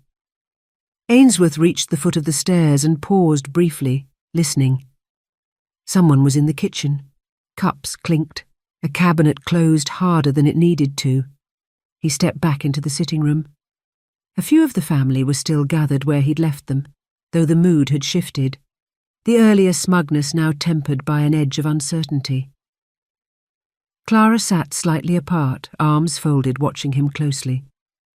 "I trust you've had time to consider your accommodation plans for this evening," Ainsworth said, voice calm but direct. One of the men gave a slow shrug. "We'll stay here. Seems silly not to, with all the space going spare." "Not to mention they've been drinking all afternoon, so they can't drive any more," Clara said quietly, just loud enough for Ainsworth to hear. Her tone was dry, edged with the kind of tired disapproval that comes from watching the same behaviour repeat itself far more times than she cared to remember. Some things never change. Ainsworth gave a single nod, not unkind, but measured. Then, catching Clara's eye, he held her gaze for a moment. There was something in his expression, quiet acknowledgement, perhaps even a flicker of sympathy. "Very well.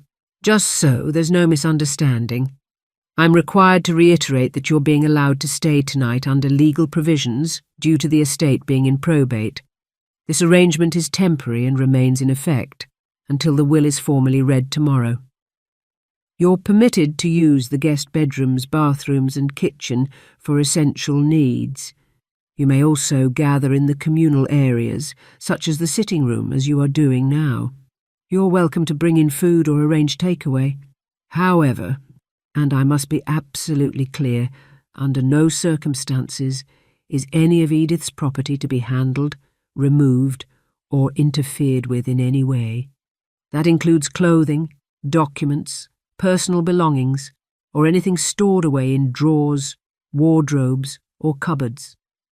Bedrooms, other than the designated guest rooms, including Edith's, and that of the legal resident, are strictly off-limits. The property must be left exactly as it was found.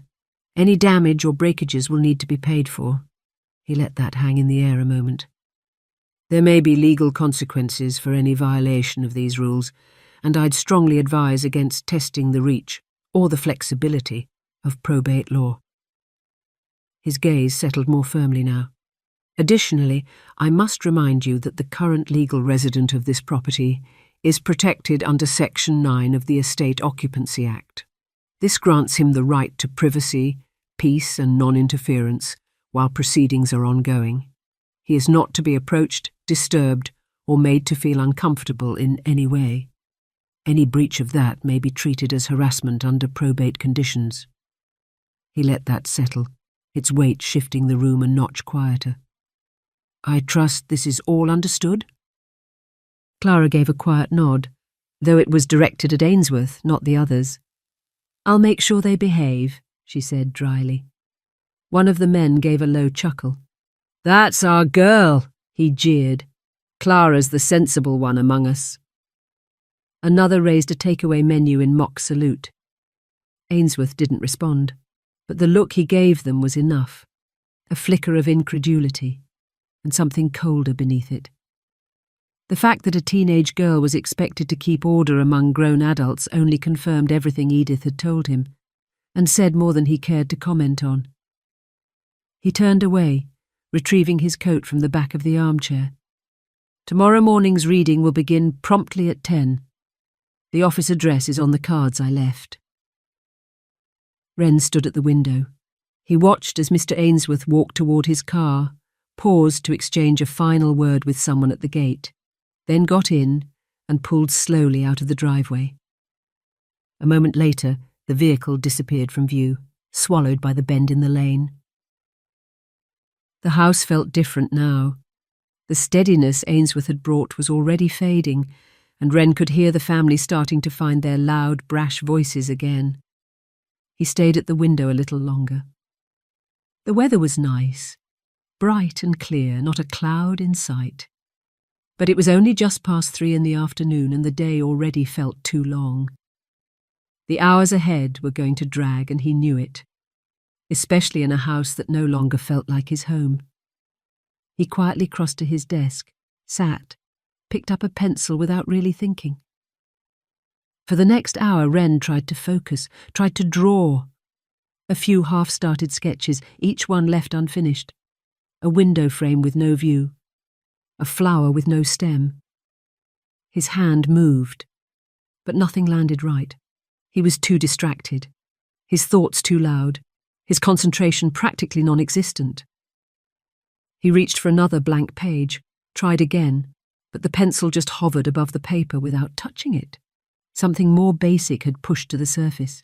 He suddenly realized he was hungry. He hadn't noticed at first. It had been buried under everything else. But now the signal was sharp, curling quietly in his stomach. He hadn't eaten since yesterday. Today had been filled with deep grief, anxiety, and tension. Food hadn't even occurred to him. No time, no appetite. But now his body was making itself known. And he wasn't just peckish. He was starving. The thought of going to the kitchen to fix himself something to eat filled him with a sense of dread. He really didn't want to have to interact with those people down there, but his hunger had other ideas. He stood slowly and quietly, cracked open his door, listening. Those same voices, disapproving, ungrateful, harsh, floated up from downstairs. If anything, they seemed even louder than before Mr. Ainsworth had arrived. Cups clinked. Someone laughed. Too loud. Another voice barked something back across the room, followed by the thud of a cupboard door slamming shut with too much force. So much for respect, or paying any attention to what Mr. Ainsworth had told them about the legal requirements. He braced himself, and after a brief hesitation, Wren slipped quietly out of the room and padded softly down the stairs. Each step felt longer than it should. Not because of the distance, but because of the weight of everything waiting below. It felt a bit like running a gauntlet. He reached the hallway and paused just outside the kitchen. The door was half open. The light inside was warm, but the atmosphere beyond it wasn't. He could hear movement, plates being shifted, something sloshing into a glass, a rustle of paper takeaway menus being shuffled. Then a woman's voice, sharp, dismissive. Well, I don't care what he said. We've already made the effort to come all this way, just 100 per head for a hotel. What an insult! She let out a snort of contempt, as though the very idea amused her. We're used to a much higher standard of living. Thank you very much, Edith. Wren flinched. The words landed like a slap. His chest tightened, and for a moment he couldn't breathe properly. The casual cruelty of it, their contempt even now, hit somewhere raw. They hadn't cared for her one bit, and now they were here, treating her home like an inconvenience, her memory like a joke. He wondered if Edith had spoken to Mr. Ainsworth ahead of time, if she'd offered to cover the cost of hotel accommodation from her own modest savings. Maybe it was her way of keeping the family out of the house. Away from him, perhaps. But it was only speculation.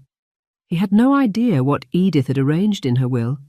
As far as he knew, the family was still set to inherit everything. Another voice spoke, lower, but firm. "He said not to touch anything. You heard him. What a nerve!" the first voice scoffed. "Absolutely. He might be a solicitor, but he's got no real jurisdiction here. It's not his house. Just some legal clerk throwing his weight around. Probably makes him feel important. But tomorrow morning we get everything handed to us anyway. He knows it. We all know it. So I don't see what all the fuss is about." Wren's chest tightened. He stayed in the hall for a few seconds longer, uncertain. But his stomach ached again, dull but insistent. So, taking a deep breath, he stepped forward and gently pushed open the kitchen door. It creaked faintly as Wren stepped inside. 3 of them turned to look. "Oh," one of the women said. "We thought you were keeping to your room." Wren gave a polite nod, his voice small. "Just looking for something to eat." One of the men smiled at that, not unkindly, but with the air of someone humouring a child. "Help yourself. Not much in, though. We've been grazing." Wren crossed to the fridge and opened it. Empty shelves stared back. The containers he'd left were gone. His soup, the rice, even the tub marked with his name. All of it. He didn't speak, just closed the door again. "Long day for everyone," the woman continued, as if she hadn't noticed the look on his face. Poor Edith. Still, I suppose it was peaceful in the end. Wren turned. I was with her when she passed. At the hospice. I held her hand. He hadn't meant to say it out loud, but the words slipped out. A lump grew in his throat. His chest tightened. The image of the room came back so vividly. Her frail fingers in his, the sound of her breathing slowing, the soft shuffle of nurses outside the door. She was there for nearly a month, he added, his voice quieter now. No one came. His eyes glazed as the words settled. He looked down, trying to blink the sting away before it showed. The woman watched him, but didn't seem to register the weight of what he'd said, or didn't care. Oh, right, she said, a short pause. Did Edith ever talk about what she wanted? You know, in terms of the house, the garden? As if that was the natural next question. Wren blinked at her. A single tear rolled down his cheek as the memory stung, rekindling his grief. He didn't wipe it away, just stood there, silent for a second too long. The woman shifted slightly, not with sympathy exactly, but with the faint awkwardness of someone who'd realised too late that she'd said the wrong thing. He swallowed, then answered, soft but steady. Not really. For a moment there was quiet. Then the third person, a tall man leaning on the counter, gave a dry little snort. I don't think she was all there those last few weeks. Probably didn't even remember what was in the will. Wren looked up. He didn't understand how someone could speak with such certainty about things they knew absolutely nothing about. They hadn't been in her life for the last 10 years, let alone those final few weeks. Yet they spoke as if they knew, as if they'd been there. He kept the thought to himself, but it stung. When Wren spoke, his voice wasn't loud, but it was firmer than before.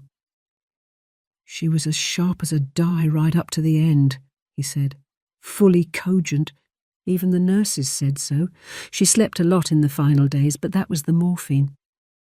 He didn't add anything else. The man raised his eyebrows slightly, caught off guard by the reply, but didn't push it. No one said anything else for the moment, but the mood had shifted, not out of respect, more discomfort, as if Wren had stepped outside the part they'd expected him to play. Then the woman by the fridge glanced over at him. So, how well did you actually know Edith? Wren looked up, caught off guard by the question. I mean, she went on, you were just her lodger, right? That's what we were told. He hesitated. At first, yes, but it turned into more than that. They were watching him now. He felt awkward, exposed, but the words came anyway. She was my best friend, he said quietly. We lived together for years. She meant everything to me. He glanced down, then back up again. We spent a lot of time together, talked, ate meals most evenings. Every Sunday we'd go to the farmer's market in town. She had her favourite stalls. There was one with apple tarts she loved, and she always bought extra to freeze. I'd carry the bags. Further memories surfaced. He softened his voice. Sometimes we'd sit on the bench by the river afterwards, just chatting. Sometimes eating a treat, a cream cake we'd picked up at the market. She loved to people watch, and just to be outside when the weather was nice. A faint, wistful smile tugged at the corner of his mouth as the memories surfaced. I helped her with the garden. That was her pride and joy.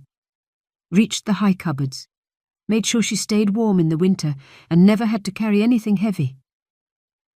He paused, his voice softened again. She looked after me too. Not just at first, but always. He hesitated, then added quieter now. It wasn't just a tenancy. We shared a life, in our own way.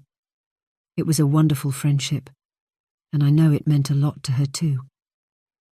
His voice wobbled as he said it, the last word barely making it out. Another tear slipped down his cheek, and this time he tried to wipe it away. The room fell quiet. The woman's expression barely shifted. She looked at him for a moment longer, then turned away and opened a cupboard, like she hadn't asked anything at all.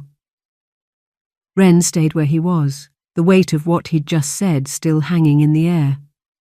Then, needing something to do, anything to break the silence, he turned and moved to the bread box. Inside was half a loaf, already going stale at the edges. He took 2 slices anyway. The jam jar sat nearby, about half full. Someone had already opened it. The rim was sticky, the lid resting on the worktop to one side. Wren recognised it at once. Edith's last batch of plum jam. She'd made it from the fruit that grew in the garden last summer.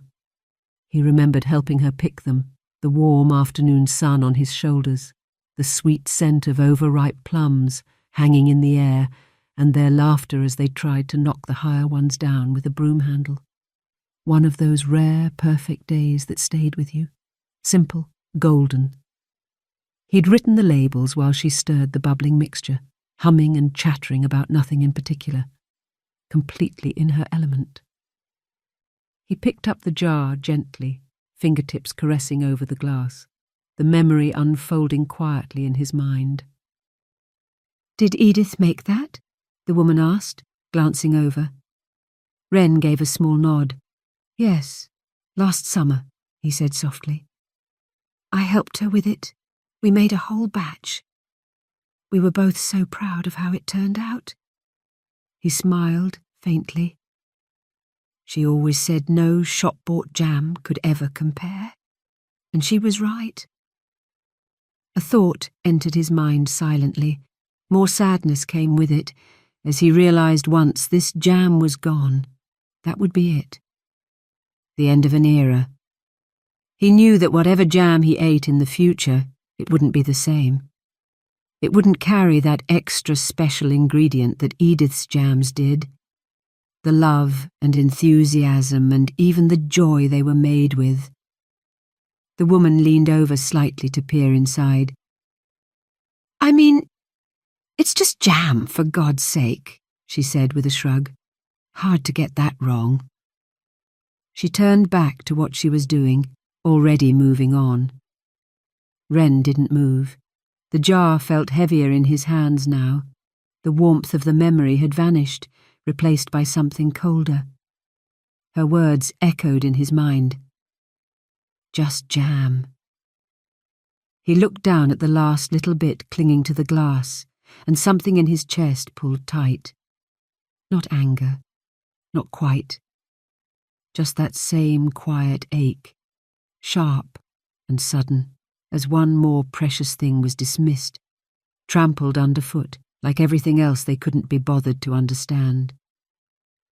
It wasn't just jam. It was summer, and sunlight, and the sound of Edith's voice humming through the open kitchen window.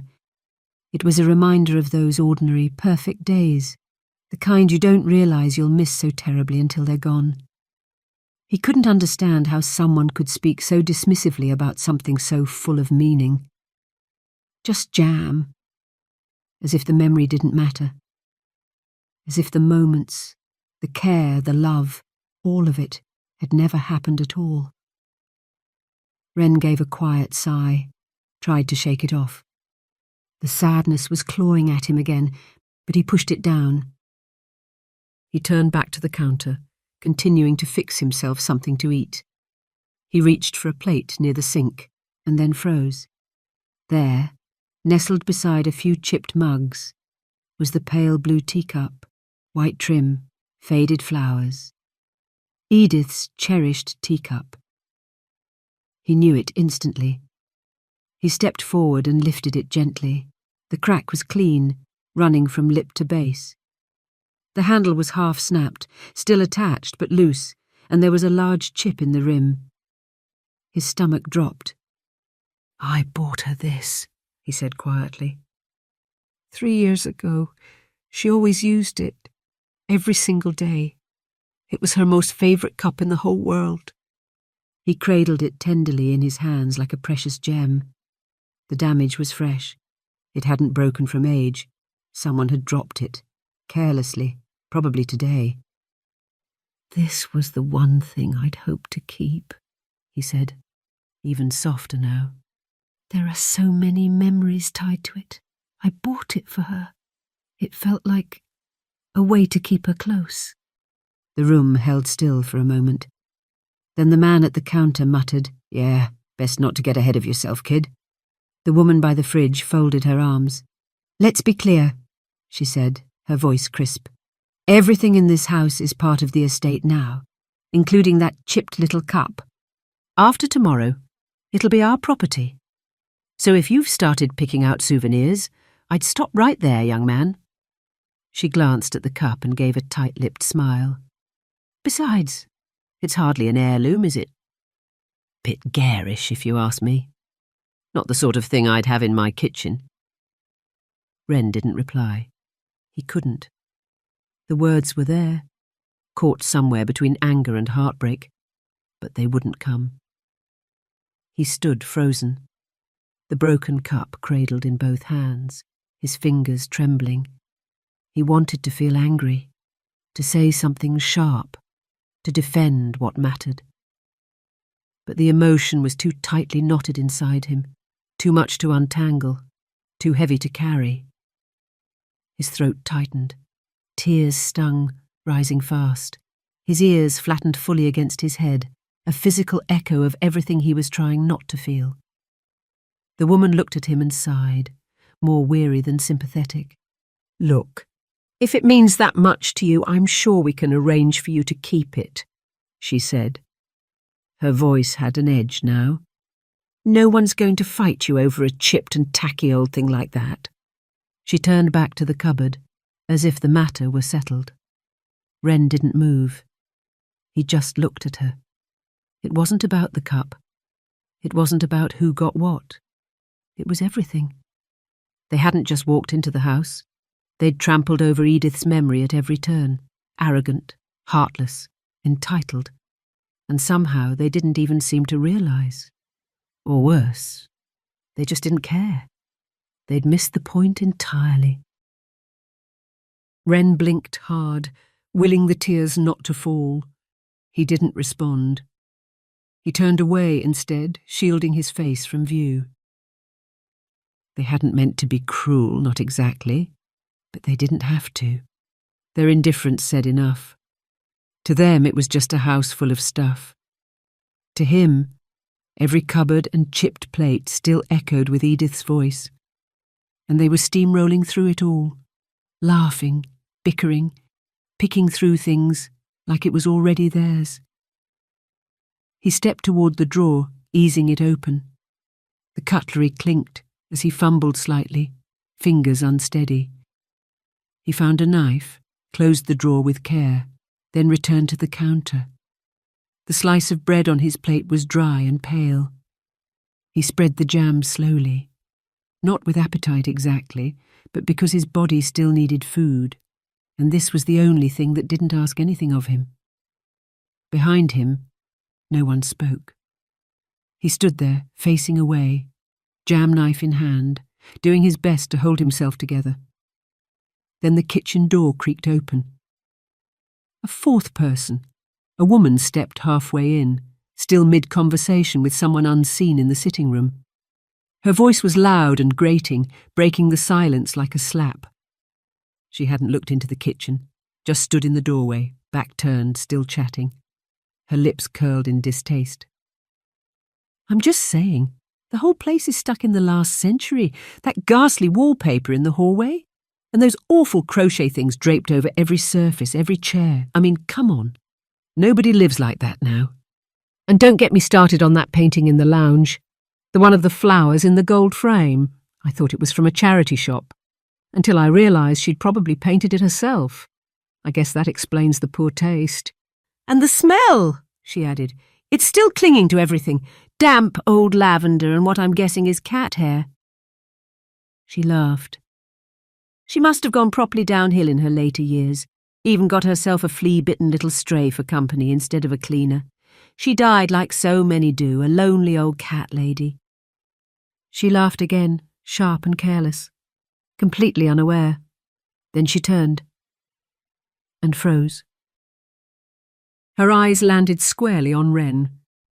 He stood perfectly still, a small plate in his hands. Bread, jam, unmoving. His face was no longer turned away. His cheeks were streaked with tears. His ears flattened low with anguish. She saw it and realised he'd heard every word. The colour drained from her face. Her mouth opened, then closed again. Realisation hit hard. Too late. Before she could speak, Wren moved. He slipped past her, quick, quiet, burning, and disappeared up the stairs. The sound of his door closing echoed through the silence a moment later. Wren didn't remember climbing the stairs, only the sound of the door shutting behind him. The way the room seemed to close in, the plate still in his hand, jam spread across the dry bread, untouched. He set it down on the desk without looking. His hands were shaking. Then he crossed to the bed and sank down, curled up without thinking. Just folded in on himself, dragging the pillow over his head to shut out the light, the noise, the world. On some tired automatic impulse, he towed off his socks and let them fall to the floor. The tears came freely now, quiet but fierce. His body shuddered with them. He pressed the pillow tighter, as if he could smother it all away. The broken cup, the mocking laughter, the cruel voices downstairs, the way they looked at him, the awful lurching sense that Edith's memory was being shredded by people who never even knew her, and who certainly didn't care. He didn't want to be around them, didn't want to feel anything. He just wanted it all to stop. What She Left Behind, Chapter 10. He didn't know how long he lay like that. Minutes, hours. The weight of the day pressing down until his mind had gone completely numb. At some point the sobs faded. The tears dried on his cheeks. Exhaustion crept in like a fog. And eventually, without intending to, Wren fell into a deep, dreamless sleep. It wasn't peaceful. It was the kind of sleep that comes not from rest but collapse. The kind that pulls you under like a tide, still clinging to all the pain you couldn't outrun. He awoke to the sound of laughter. Not cheerful laughter. The hollow, messy kind that came after too much wine and not enough self-awareness. It was the kind of sound that didn't belong at any hour, and certainly not at 2 a.m. Muffled voices bled through the floorboards, overlapping and out of sync. Someone laughed too loud. Something knocked over. The clatter echoed up through the house, like it didn't care who was sleeping. He lay still, the weight of it sinking in. The last uneasy threads of sleep slipped away. The ache in his chest hadn't gone. If anything, it had settled deeper. Another shout, unintelligible. A door banged somewhere below. Then his name, half laughed, half muttered. Not kindly. He sat up slowly. His hands were trembling again, more nerves than cold. The sound was all too familiar. It took him back to the city, to cramped grey evenings and the kind of people who drank too much and laughed discordantly. People who didn't see you unless they wanted something, who didn't care if their words stung or if they knocked into you or hurt you and thought it was funny. It was the kind of life he'd worked hard to leave behind, the kind of behaviour that had driven him out of the city and made him try quietly to build something gentler, somewhere smaller, somewhere kinder. The voices downstairs rose and fell, laughter, then quiet, then laughter again. He couldn't tell how many were still up, or how drunk they were, but he knew that sound. The sound of people acting like they owned the place, loud, careless, as if nothing and no one else mattered. Then footsteps on the stairs, stumbling, slow, unsteady. The floor creaked on the landing. A pause. Then the unmistakable sound of someone trying a door handle. Not his. Then another. Then his. The knob turned, the latch clicked, and the door opened. It was the woman he recognised as Clara's mother. She stood there leaning casually on the frame like it was her house, not even attempting to knock. A wineglass dangled lazily from her fingers. Her eyes scanned the room, then landed on him, startled but still sitting up, the covers pulled hastily around him. "Well, there you are," she said with a slurred edge, like he'd been hiding on purpose. "Didn't think you'd be asleep already. Bit early for a Saturday night, isn't it?" Wren didn't answer. He was too stunned. His heart thudded in his chest. She stepped inside without invitation. "Don't worry," she added with a smirk. "We're not here to cause trouble. Just thought we'd have a little chat. Girl to, well, you know, whatever you are." Another figure loomed behind her. Another woman, also holding a glass, wobbling slightly on the threshold. "Oh, God, look at him," the second one snorted, all tucked up like a toddler. She let out a laugh that cracked too loud in the stillness. Wren clutched the blanket tighter around himself. Panic crawled up his throat. "Cute, though," the first one said, tipping her glass slightly. Edith always did like her pets. She laughed at her own joke. The other woman laughed louder, more shrill. Wren's stomach twisted. "Tell us," said the second one, stepping in now. The door slammed shut behind her with a sound that made Wren flinch. "What was the deal, really, between you and Edith? She wrote about you in that diary of hers," the first woman went on, waving her hand like she was quoting something ludicrous. "Couldn't manage without him. So grateful to have him. Honestly, it was pathetic. What were you doing, really? They drifted closer, blocking the exit. Come on, one of them slurred. You're not going to be living here much longer. Might as well tell us the truth. Their breath reeked of wine. Their laughter had turned mean. Ren shrank against the headboard, heart hammering. He couldn't speak, couldn't even move. Then a hand reached out. Not violently, just a finger brushing one of his ears.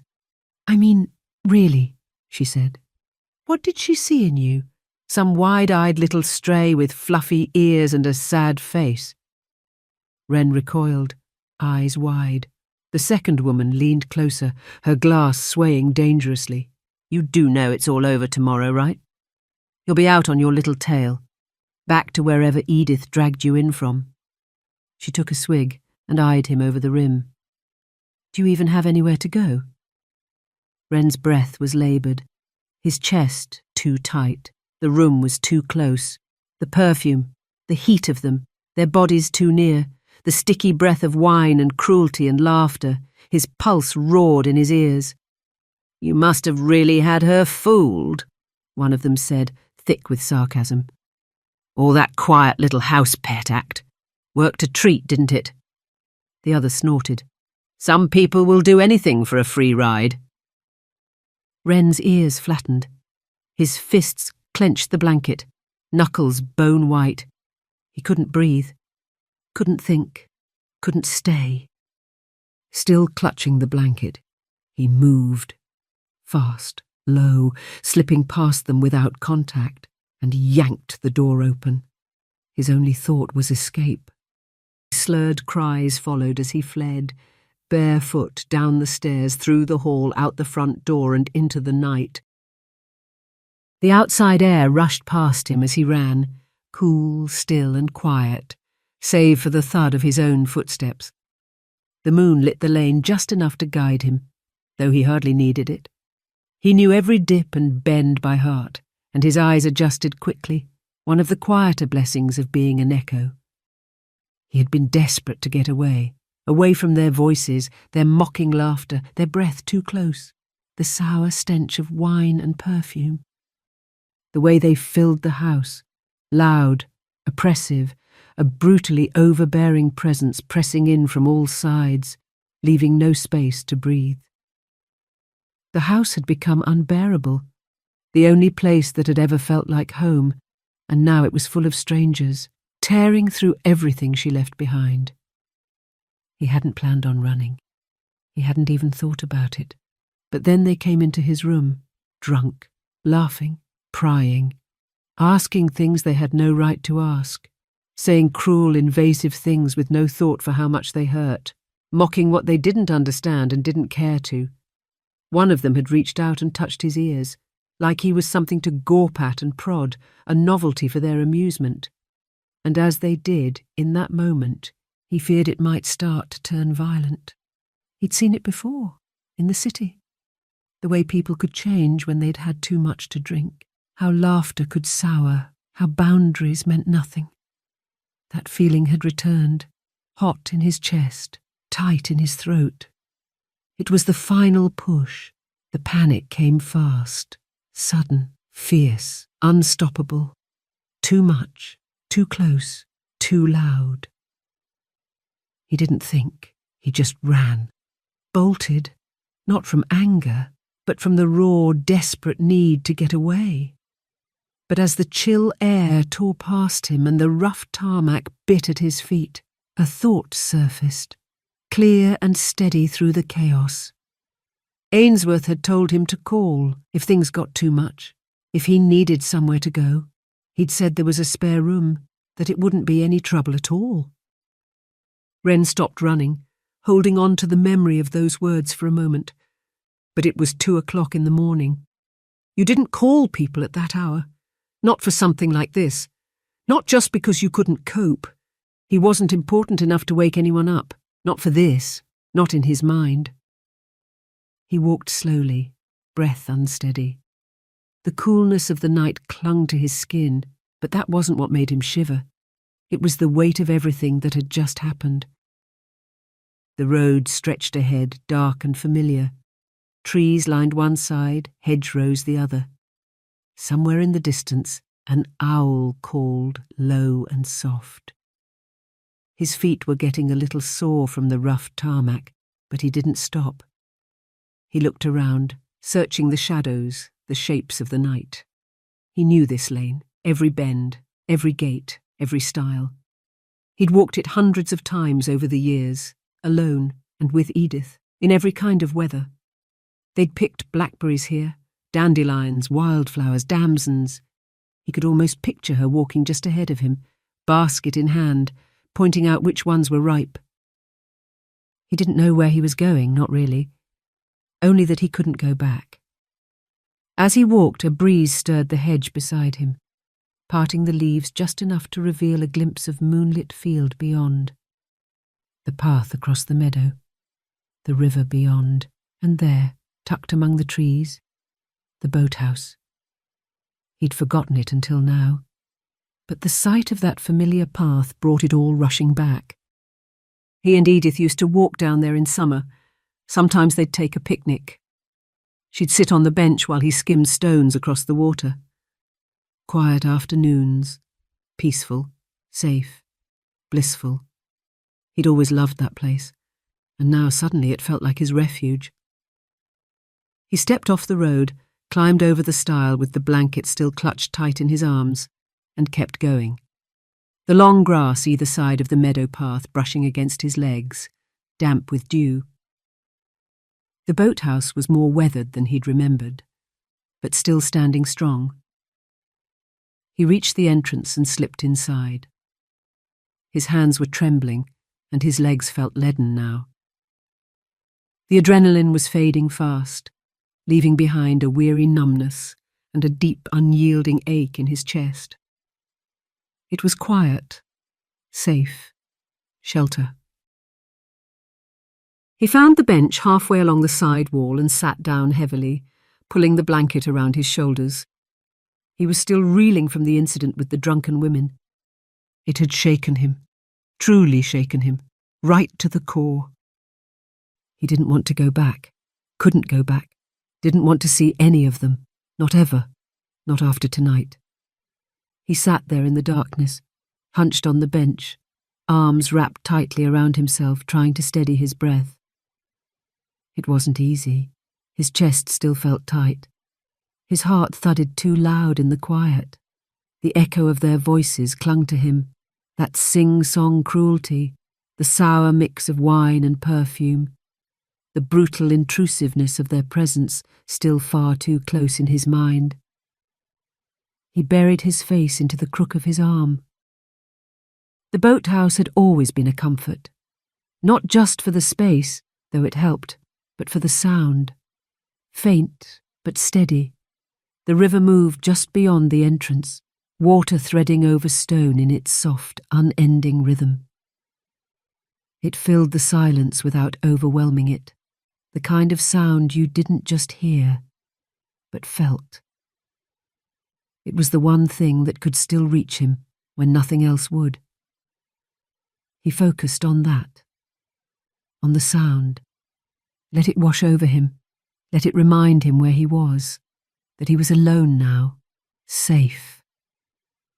Slowly, his breath began to even out. His fingers uncurled from the blanket, the trembling calmed. He sat like that for a long time, just listening. Eventually he shifted, laying down on his side. The bench was hard, but the blanket helped. His body ached, his eyes stung, and when he finally closed them, it wasn't because he felt better, just that he had nothing left to feel. He lay still, cocooned in the blanket, the faint hush of the river the only sound. Each breath slowed a little more as the storm inside him dulled. Not gone, just quiet. His thoughts drifted loose and shapeless. The bench was cool and hard beneath him, but he no longer noticed. The numbness settled deeper, and in time the weight of everything gave way to exhaustion. He didn't mean to sleep, but eventually it found him anyway. What She Left Behind, Chapter 11. The car moved steadily through the narrow country lanes, tyres whispering over the tarmac, trees swaying gently overhead. Morning light filtered in through the windscreen, early, but already bright. In the driver's seat, Jacob kept one hand loosely on the wheel, his eyes scanning ahead. Sam sat beside him, one leg folded under the other, a takeaway coffee steaming in her grip. She leaned her arm against the window. "Captain Ainsworth said this one might get to us a bit," she said. "But in a good way." Her eyes stayed on the road ahead. "No smug CEOs or their entitled offspring today. Just a sweet kid who's been through hell and needs someone in his corner." Jacob gave a faint nod. "Yep. Been a while since we had a Tier A assignment. Ainsworth said this kid's one of the good ones. Said this assignment actually matters." There was a pause as a pheasant darted across the road in front of them. Jacob slowed slightly, then carried on. "Can't say I've worked with a Neko before," Sam murmured, tilting her coffee. "Mostly just seen them in cafés around the city. Sweet-natured, quiet, always smiling. They seem gentle." Jacob gave a small nod. "Doesn't sound like the kind that ends up needing private security." "Yeah, well, the Cap reckons this one's been through it." She watched the hedgerows blur past. "Said he's not the pushback type. Quiet, keeps his head down, shuts down when things get rough." Jacob drummed his fingers lightly on the wheel. "Yeah, sounds about right.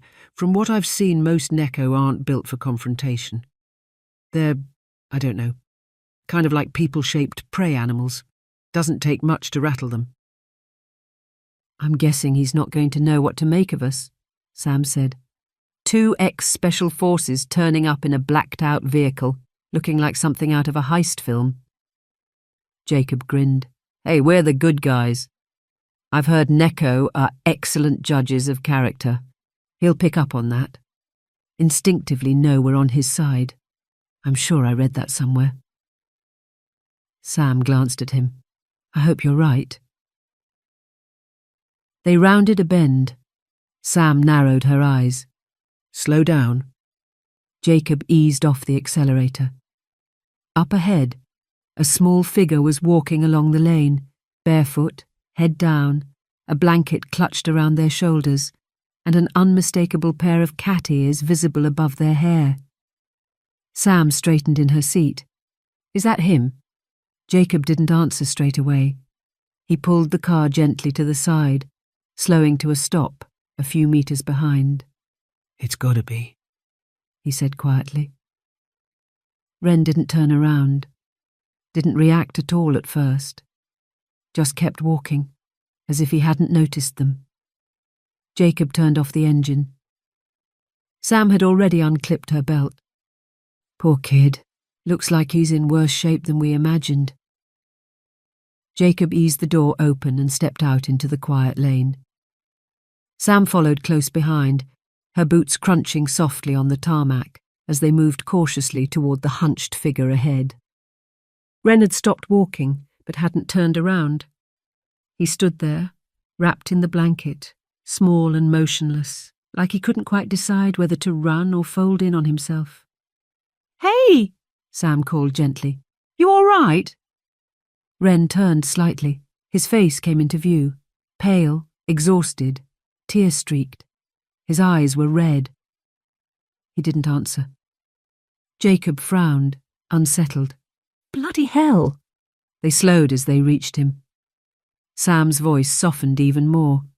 "Wren, isn't it?" Wren nodded. "I'm Sam. This is Jacob. Mr. Ainsworth sent us to collect you from the house.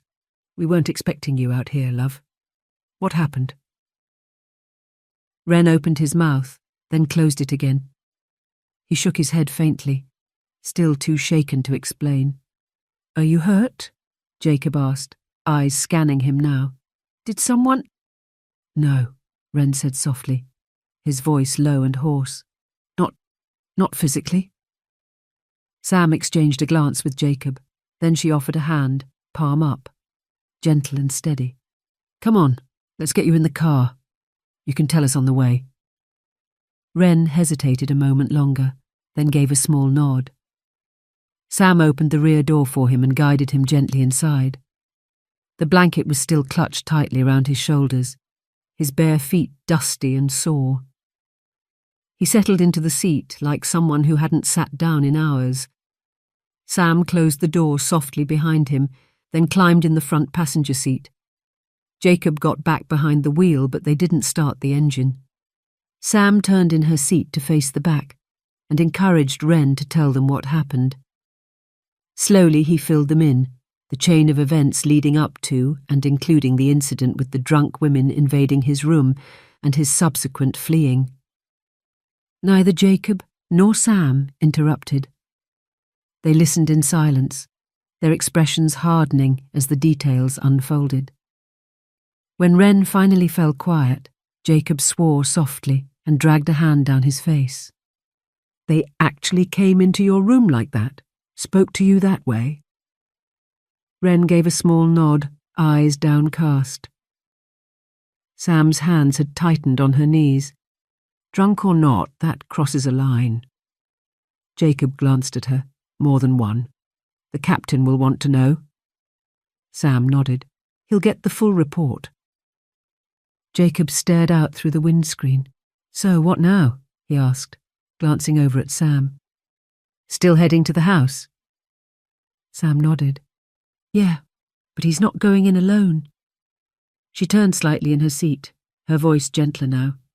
We'll take you home, love, so you can get cleaned up, but one of us stays with you the whole time. That all right? Wren gave a tired nod. He didn't speak. Jacob turned the key and the engine hummed to life. They eased gently back onto the lane. Jacob glanced at the clock on the dash. 5 to 8. He began thinking ahead, strategizing as he drove. If they were still boozed up and going strong at 2 a.m., we might not run into anyone. With any luck, they'll all be sleeping it off. Though I'd bet good money on some hangovers at the will reading. The car rolled quietly along the winding road, past hedgerows and open fields, the morning light growing brighter by the minute. Wren sat quietly, still wrapped in the blanket. The emotional numbness was still present, but he was quietly warming up to the idea of Jacob and Sam, slowly thawing in the presence of these two strangers who didn't quite feel like strangers anymore. Jacob adjusted the rear-view mirror to check on him. Wren, he said gently, here's the plan. We get you in and out of the house quick as we can. Shower, change of clothes, grab anything you need, then straight back to the car. You up for the challenge? You think you can do that? Wren took a deep breath, summoning what resolve he had. Then he nodded, understanding his assignment. They were getting close now. The cottage was just ahead. Sam leaned forward slightly. What if someone's up? What do we say? Jacob gave a dry smile. We're old friends, neighbours. He got upset last night, came to us, crashed on the sofa. Sam nodded. Right. Just back to grab some clothes. We're taking him out for breakfast, give him a chance to regroup. Which isn't exactly a lie, Jacob murmured. They cut the engine a couple 100 feet out, letting the car glide the rest of the way. It rolled the final stretch in silence, tyres soft over gravel and grass, pulling up beside the family's cars with barely a sound. From where they sat, there were no signs of movement. The curtains were still drawn, no lights, no shadows crossing windows, just the faint bird song and the hush of early morning. Jacob glanced back at Wren, who sat quietly in the back seat, the blanket still wrapped loosely around him. He looked calmer now, almost curious to see how this was going to play out. Jacob turned to Sam. I'll go with him. Sam gave a nod, already checking the surroundings. Agreed. I'll keep watch out here in case anyone stirs. She looked toward the house again, her voice low. To be honest, I think you're probably right about the hangovers. I doubt they'll be up yet, but still, be ready for anything. Jacob gave a quiet grunt of agreement and opened his door. He stepped around to Wren's side, opened it gently, and guided him out. As they crossed the gravel, Jacob kept his tone quiet and steady. "The key is to stay quiet and move light," Jacob whispered. "We get in, you shower, grab what you need, and we're out. If anyone sees us, don't say a word. I'll handle it. All right?" Wren didn't speak, just nodded, the blanket still draped around his shoulders. He felt oddly nervous about going back inside, but with Jacob beside him, that fear felt distant, almost like it couldn't touch him. There was something steadying in the man's presence, safe, almost invincibly so, and with that feeling came clarity. The fog in his head began to lift more. His heart steadied. A quiet resolve began to form behind his eyes. He was ready, or at least ready enough. Jacob silently opened the front door. Ainsworth had ensured he was armed with a key. Inside, the house was still. They moved quickly, footsteps soft against the wooden floor. Upstairs, Wren led the way to his room, Jacob following without question, positioning himself near the door, ready to intercept trouble if it came. But for now, all was quiet. Several minutes later, Wren had crossed the landing to the bathroom, showered, and returned to his room. His hair was damp, his face washed clean. He'd changed into jeans and his favourite red-checked shirt. The shadows beneath his eyes hadn't vanished, but they looked less raw now. He'd pulled on a fresh pair of socks, too, bringing some relief to the sore, scratched soles of his feet. "Feel better?" Jacob asked. Wren nodded faintly, towel still in hand, drying the ends of his hair. "Good," Jacob said. "Shoes?" Wren pointed downstairs. Jacob opened the door a crack and listened. Then, "Let's go." They moved in silence, Wren close behind, down the stairs.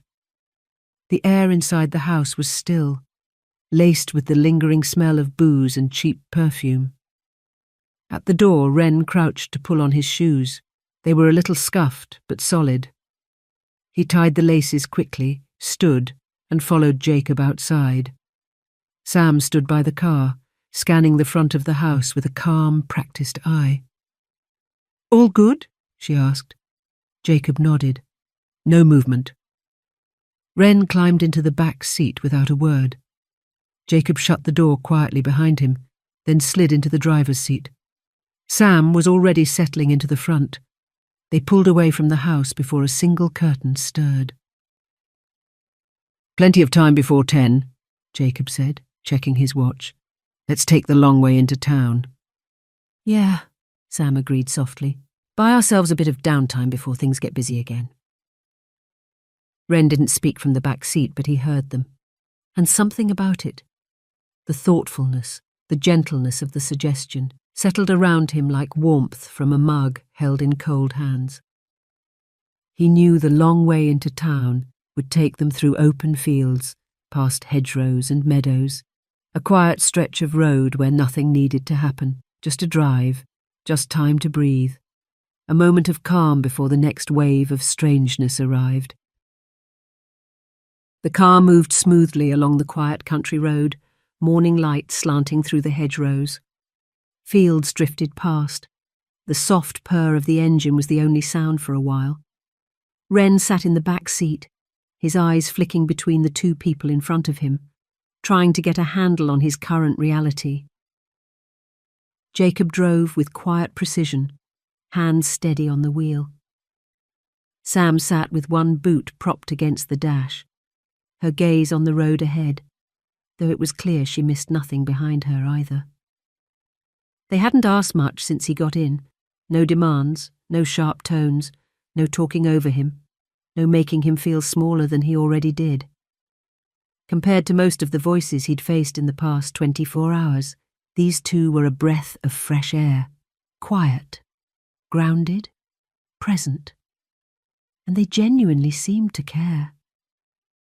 But what struck him most, more than the calm, more than the care, was that for the first time since Edith's passing, he felt safe again.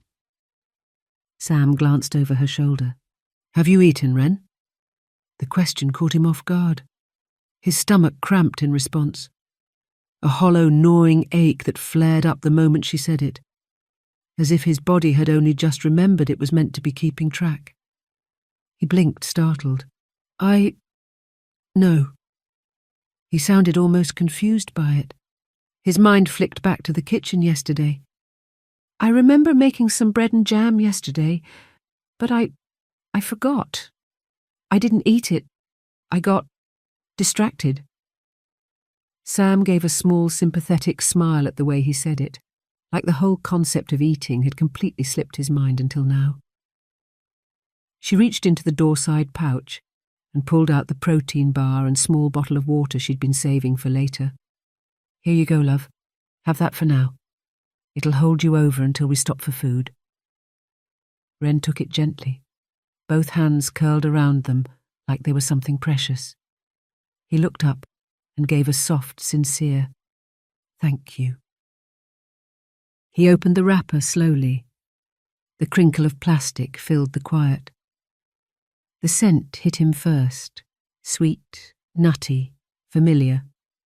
He took a cautious bite.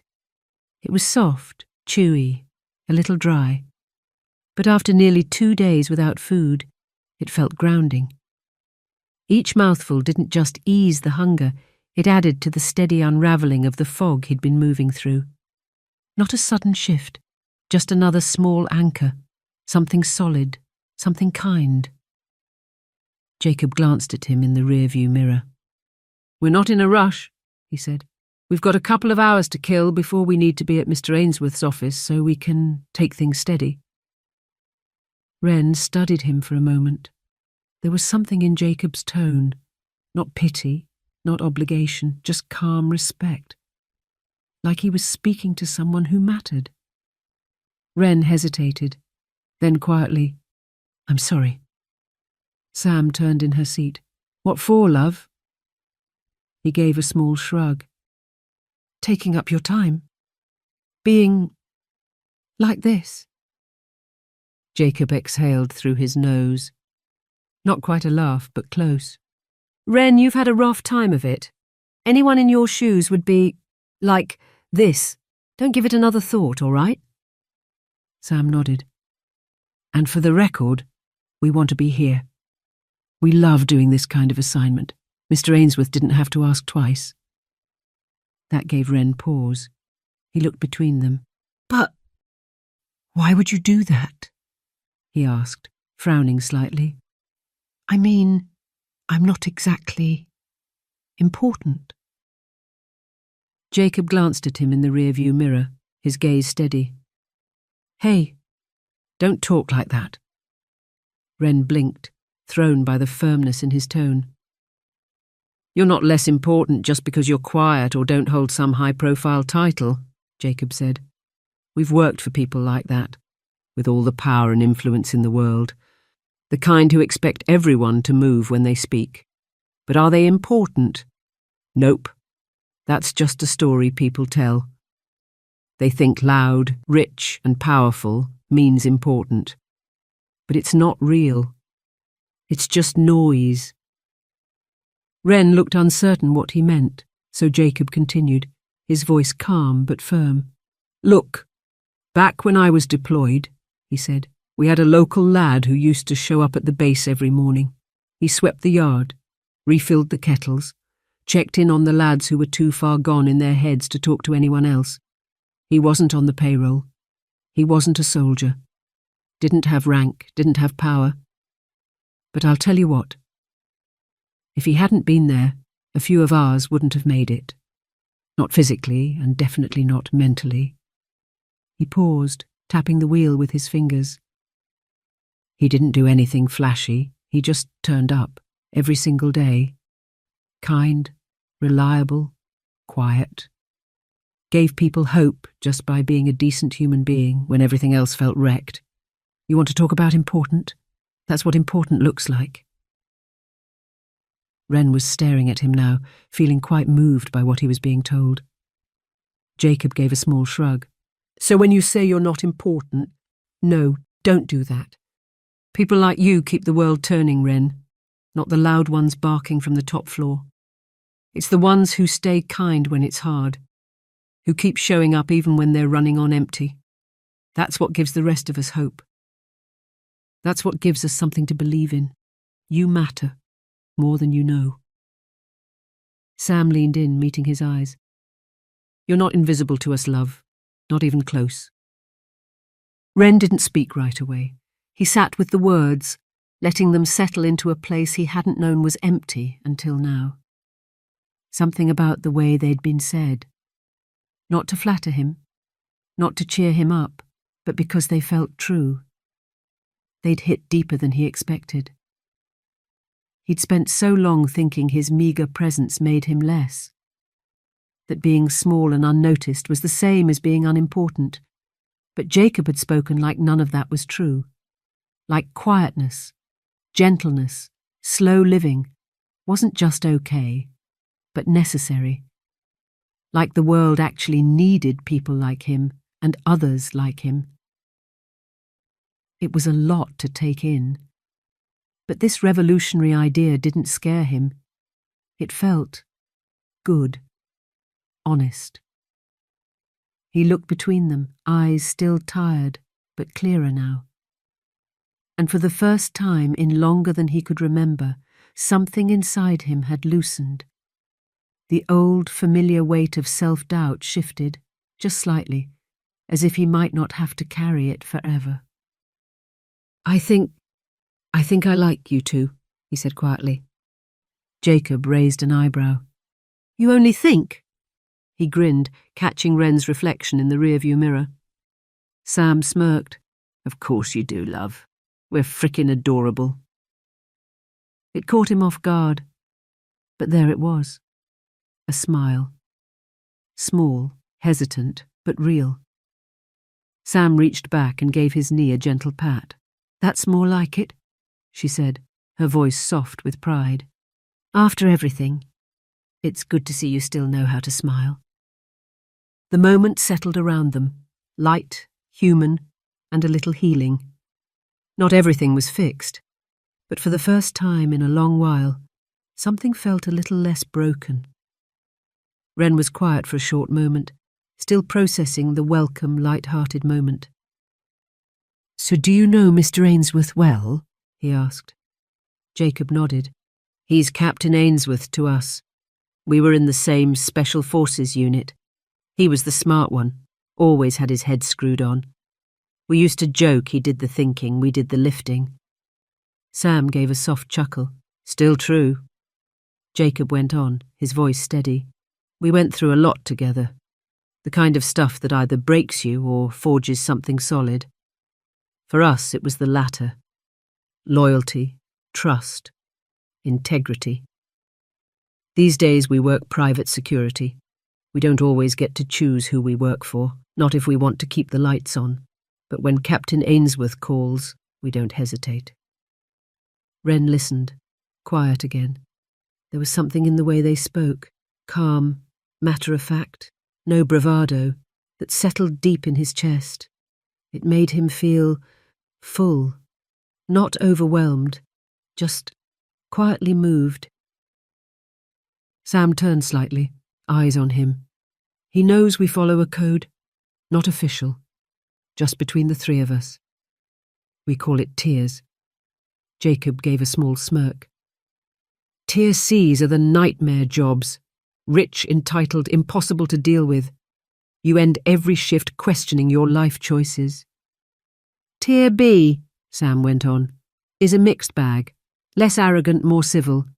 Some of them try to be friendly. But you still end up counting the hours till you're done. She paused, then smiled. But Tier A, that's rare. That's when the captain says, this one matters. A Tier A client, Jacob said, his voice quieter now, is someone decent, honest, the kind of person we'd stand beside without thinking twice, someone we'd take a bullet for and mean it. Sam looked at Wren, her expression soft.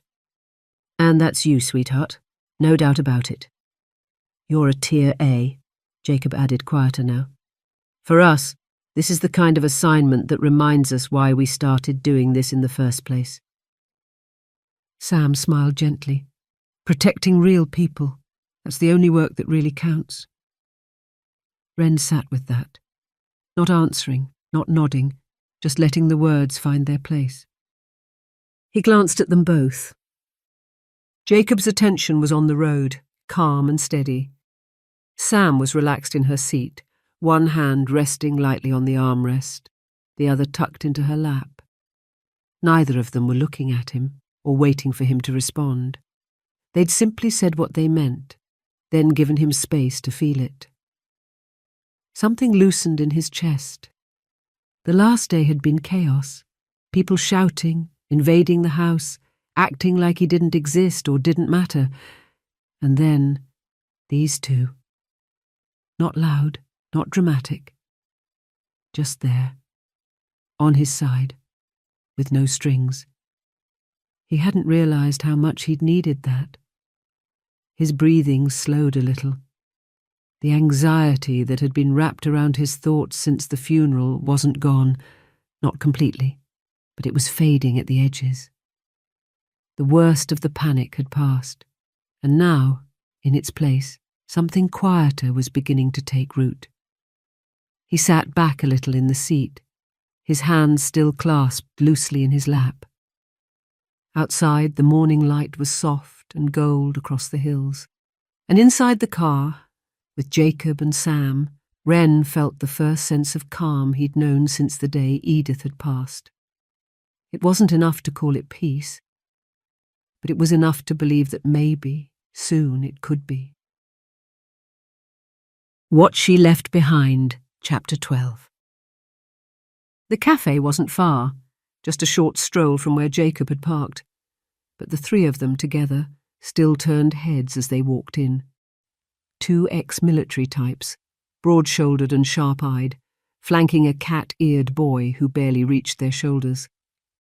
Wren walked between them, his soft ears twitching faintly at the unfamiliar sounds and smells, tail flicking once in quiet rhythm.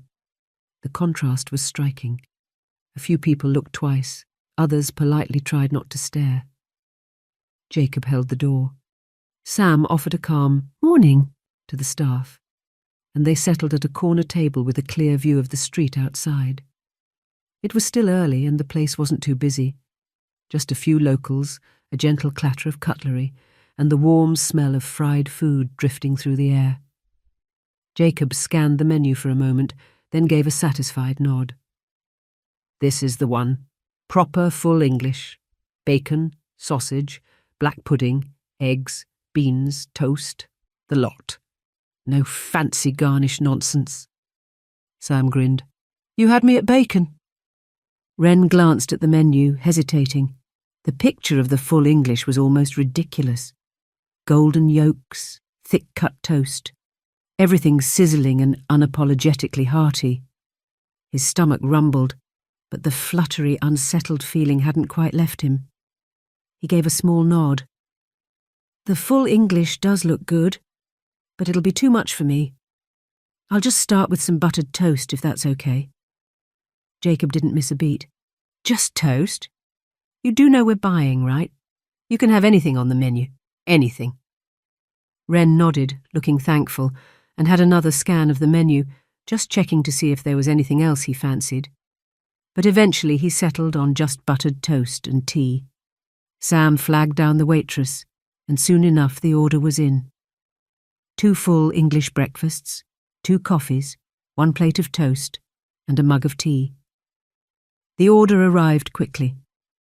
After eating a couple of bits of toast, Wren sat back slightly, his hands cupping around his warm mug of tea, listening to the soft hum of the cafe while Sam and Jacob continued eating. It wasn't peace exactly, not yet, but relaxing somehow. Just the ordinary ebb and flow of breakfast being served, the smell of hot tea, the low murmur of conversation, and the quiet, steady presence of the 2 people sitting with him, He didn't say much, but his shoulders sat a little lower, less tense. His tail, for once, was still. They'd all gone quiet for a few minutes. "So," Jacob said gently, "I know this might be a bit personal, but do you have anything lined up? Some kind of income or work you do?" Wren hesitated, eyes lowering. "I get by," he said. "I do sketches and drawings, sell them locally." Sam perked up. "Drawings? What kind?" "Flowers, mostly," Wren said. "Birds sometimes. Landscapes. The odd portrait. Sometimes commissions. There's a shop in town that takes a few, and another down by the station. Edith used to introduce me to people, so I've got a few regular buyers too." He paused, then added quietly, "She always said I shouldn't undersell myself." Jacob smiled faintly. She was right. Wren gave the smallest of nods. "I usually earn enough to cover basics most months, so I'm hoping I'll be able to find a room somewhere, nothing special, not like Edith's place." There was weight behind those words. He didn't have to explain. He went on, quieter now. "She used to say the house felt too quiet when I wasn't around. She liked having someone to talk to, someone to share meals with, and I liked knowing someone was glad I'd come home." Sam's expression softened. "She sounded like a gem." "She was," Wren said softly. He pushed the last crust of toast aside, appetite gone again as the tension began rising inside him. "But now I've got less than a week to get out," he added, voice flat. "The family said I have to be gone by then." Jacob's jaw shifted slightly, but his voice stayed calm. "If it comes to that, you won't be out on the street. I've got a spare room. Bit dull, but it's quiet. You'd be welcome. No pressure." Sam added, easy and sincere, "Same goes for me. Guest room's never used, and I cook a decent risotto." Wren gave a faint, uncertain smile, looking between them, eyes a little wide. He opened his mouth, then closed it again. The words weren't there, not yet, but the look in his eyes said enough. Grateful, a little overwhelmed, still unsure, but deeply moved that they'd even thought to offer. "Thank you," he muttered softly. "I don't even know what to say to that. Just thank you." Sam leaned in a little, her tone softening. "But don't rush into anything yet, love. Let's get you through the will reading first. That'll tell you more about where you actually stand." She met his eyes. "You've been asked to attend, which means you're probably in the will. To what degree, I don't know. We're not privy to that information, and even if we were, we wouldn't be allowed to tell you. But Captain Ainsworth doesn't do things without reason." Wren gave a faint nod, more thoughtful than hopeful. "Edith wasn't rich," he said softly. "She only had a small pension. We had to be careful with money. I helped her with bits where I could. If there is anything in the will, it won't be much." Sam leaned forward, her voice gentle. "Even if it isn't much, it still means she thought of you when she made her plans. And from what I've seen and heard, she thought the world of you. That kind of care doesn't usually come with nothing behind it.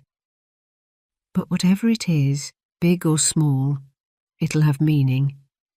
That I'm sure of." They paid the bill just after 9:30. With time to spare before the meeting, Jacob suggested they stretch their legs.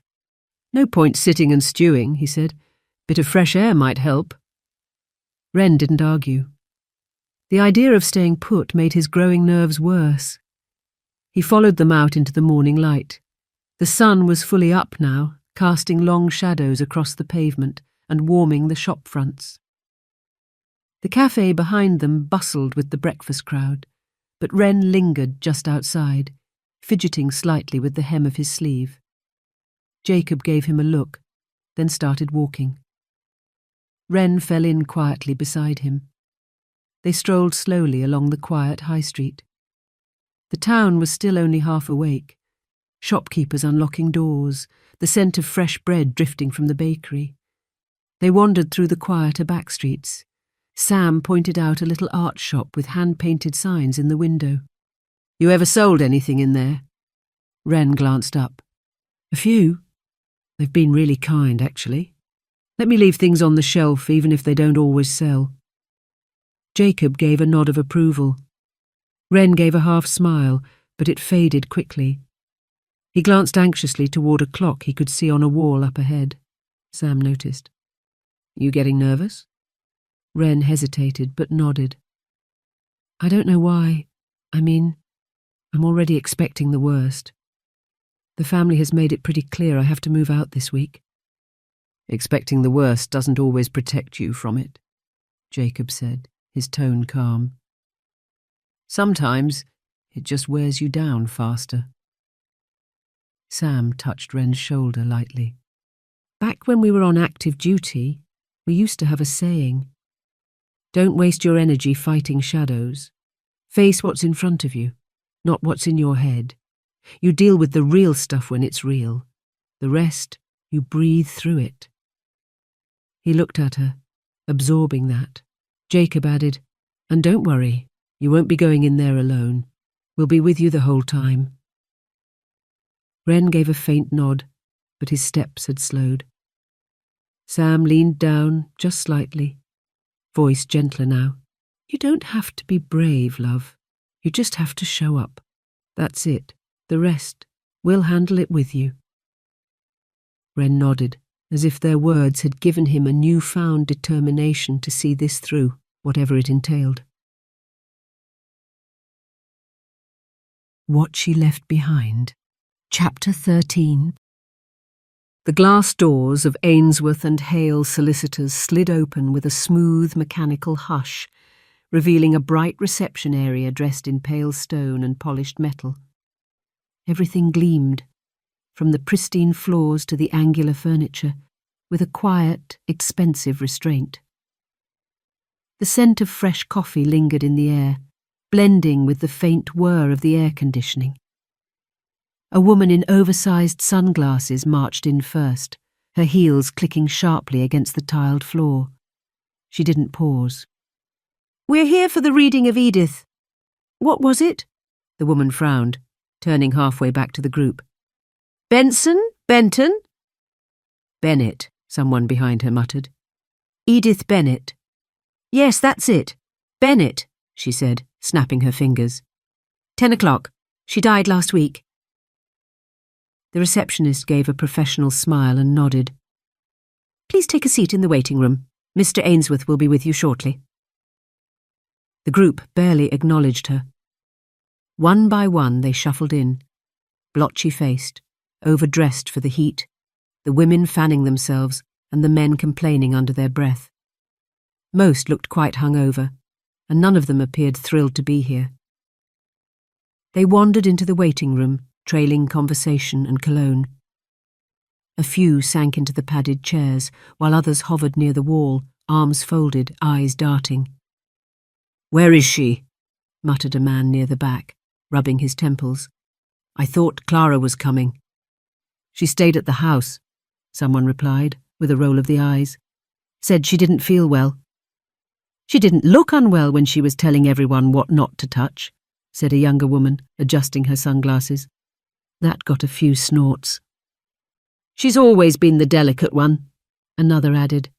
"Probably just said she was unwell so she wouldn't have to be seen with us. Honestly, she's always thought she was better than the rest of us." "Honestly," said a woman in a pale blazer, lowering herself into a seat with a sigh, "I don't even know why we're here. We've already seen the will.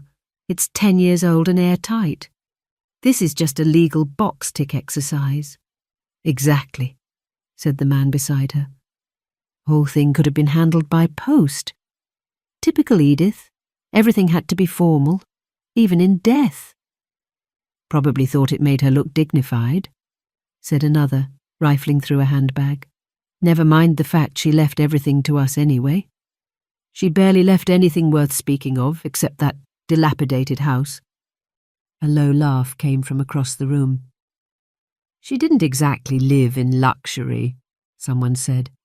Tiny pension and a shed full of jam jars. But the house is worth something. That's the prize, I guess. Not the house, the land, came another voice. If we knock it down and build the apartment block we talked about, we could multiply our share of the estate sixfold, maybe more. There were nods at that. Then a pause. You don't think she changed it, do you? Asked a younger man, voice light but probing. At the end, I mean. Oh, don't start, groaned a woman near the door. She didn't change a thing. She was old-fashioned, stubborn, hated change. She would have written it once and left it well alone.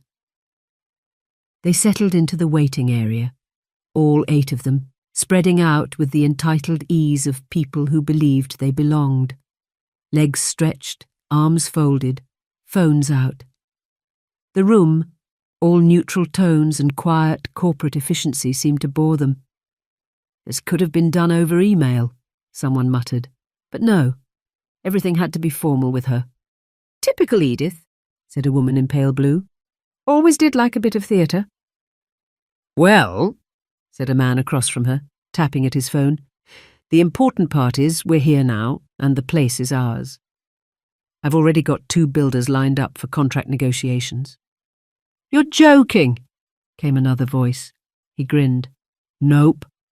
One of them reckons he could knock it down and put up a block of 12 apartments. It'd take up the whole plot. All the trees would have to go, but there's decent access from the lane. Says the final sale value could hit the millions. Edith would have hated that, someone muttered. She's not here to hate it, came the reply. More laughter followed. Dry, nasal, tired. There was a pause. Then a woman with a gold bracelet leaned forward. What about that weird lodger of hers? She asked. He's not still hanging around, is he? Haven't seen him, someone replied.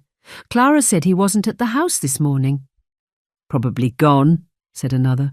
Crawled back under whatever rock he came from. He didn't even speak to us at the funeral, someone muttered. He cried, added a man. Cried like a toddler. Embarrassing. I don't think he knows how to talk to people, said the bracelet woman. Honestly, he gave me the creeps. All that silent staring and those ears. The receptionist's phone buzzed softly.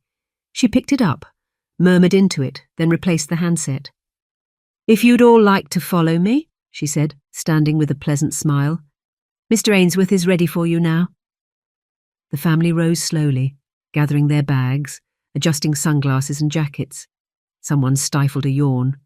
Someone else muttered about getting coffee after this. None of them seemed particularly attentive.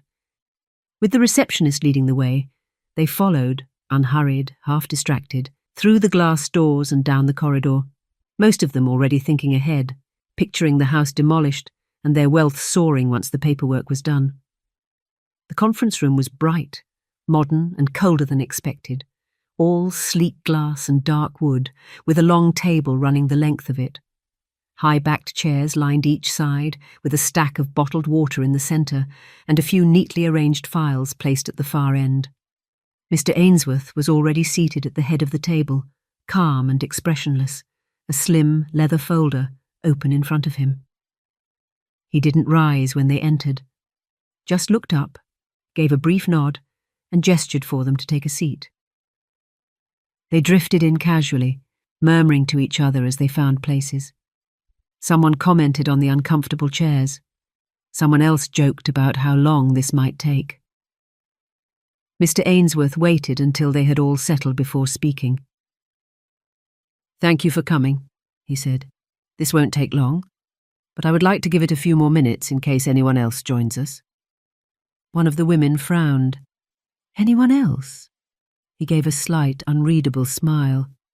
It's possible. There was a pause, just long enough for discomfort to creep in. A few of them shifted in their chairs. One of the men gave a small laugh. Well, it won't be Edith, he said under his breath, unless you're planning a séance. A ripple of amusement passed through the group. A few chuckles, a smirk or two. Only Ainsworth remained still. the faintest narrowing of his eyes the only sign he'd registered the remark at all.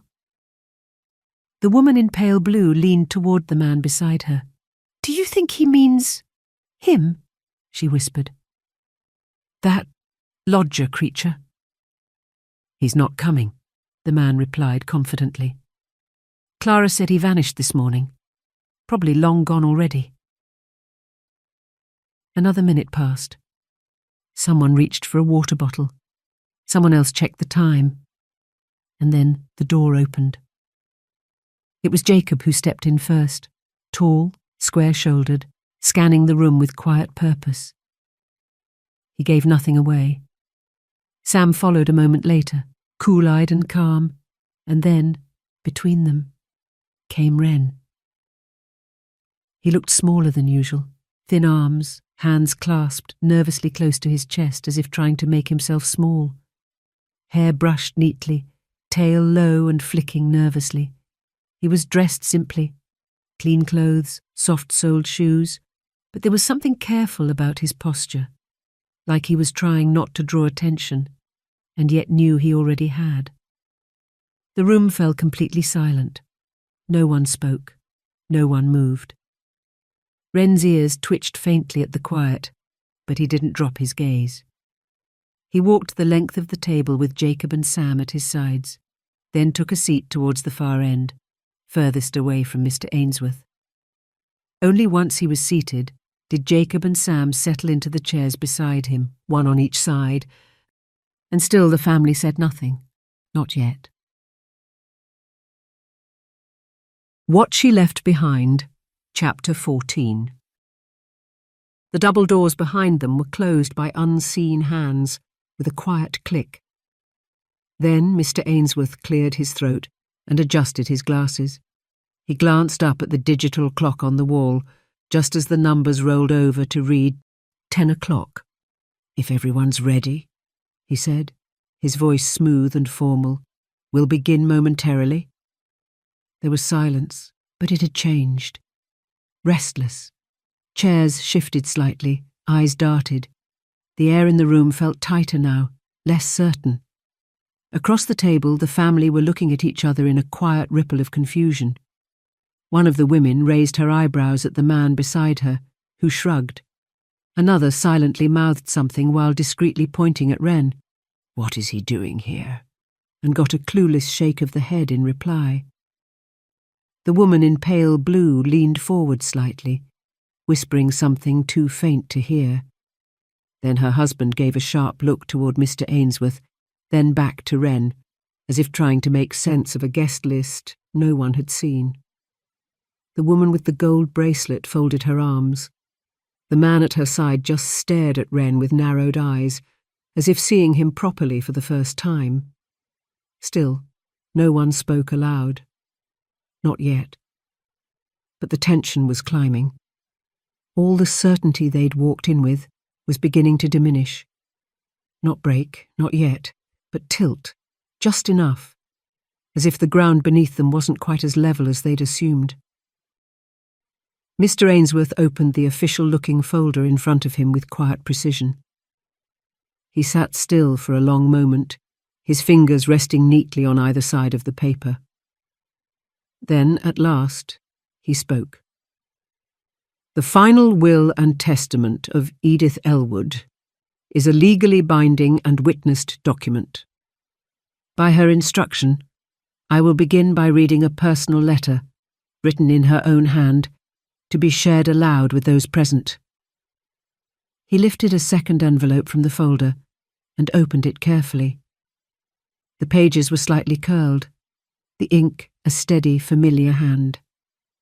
He looked up once, not at Wren, not at the family, but at the centre of the table. Then he began reading out the letter. "To those present, I'm not much for grand speeches, and I never like to fuss. But I do believe in speaking plainly, especially when there's no more chance to be misunderstood. This isn't a letter about my estate, or who's getting what. That comes later. This is about what I've lived, what I've seen, and what I came to understand near the end. Family, I have learned, is not necessarily defined by blood or name. It is defined by presence, by those who show up when no one else does. It is in kindness, offered without agenda, in small daily mercies that go unnoticed, and in the rare and precious silence of being understood. Over the last decade, I had many quiet hours to reflect on who was present in my life, and who was not.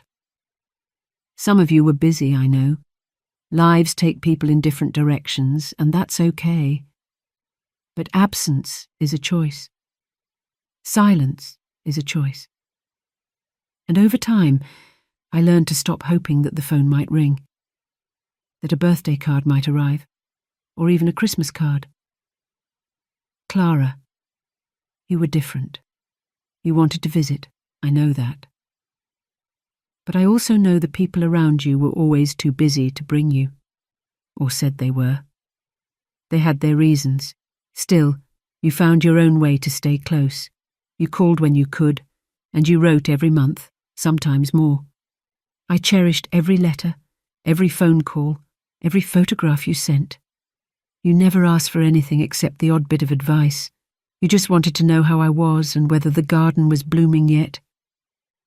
You remembered birthdays. You even remembered my cat's name when she was alive, and sent a condolence card when she passed 2 years ago. When others made light of things that mattered to me, you never joined in. You stayed thoughtful. You were kind when it would have been easier to copy those around you. That might not seem like much, but I noticed. I always did. And I want you to know that. Keep that kindness, Clara. It will carry you far. And wherever life takes you, know that you were always held dearly in my heart. And then there was you, Wren. I wish I'd told you more than I did, but I hope you already know. You turned up one afternoon asking if the room was still available. Quiet, so polite, expecting nothing. You looked so nervous. I wasn't sure you'd stay long enough for me to open the door. I didn't know then how much brighter my days would become because of you.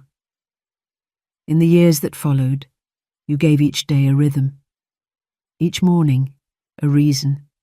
Your gentle footsteps in the kitchen, your help in the garden, your sketches bringing quiet colour into the house, always turning the ordinary into something soft and beautiful.